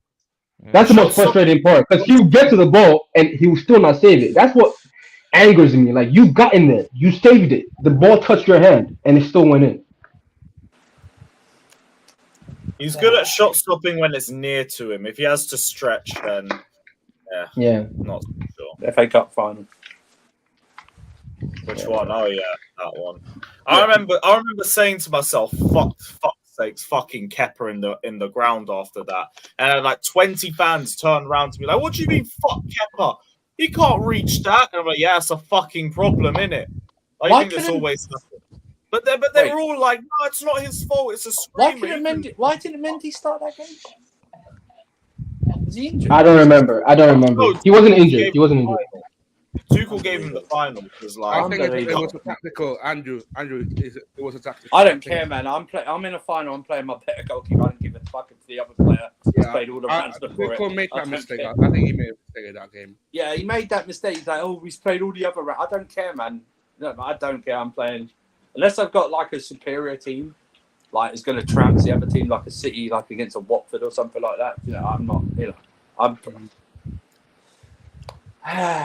Oh well. Fuck Almost 4 hours, huh? Yeah, man, it's been a long stream. I'm gonna wrap up though because my food's about to come out laughing. But yeah, been a lot of really good debates on today's stream. It was actually today. Debates tomorrow. And yeah, who are we redirecting to? Sheffield United weighs up. They're doing a little promotion, not relegation talk. So yeah, we'll go over there. We'll head over to Sheffield United. Big up everybody. Like, subscribe.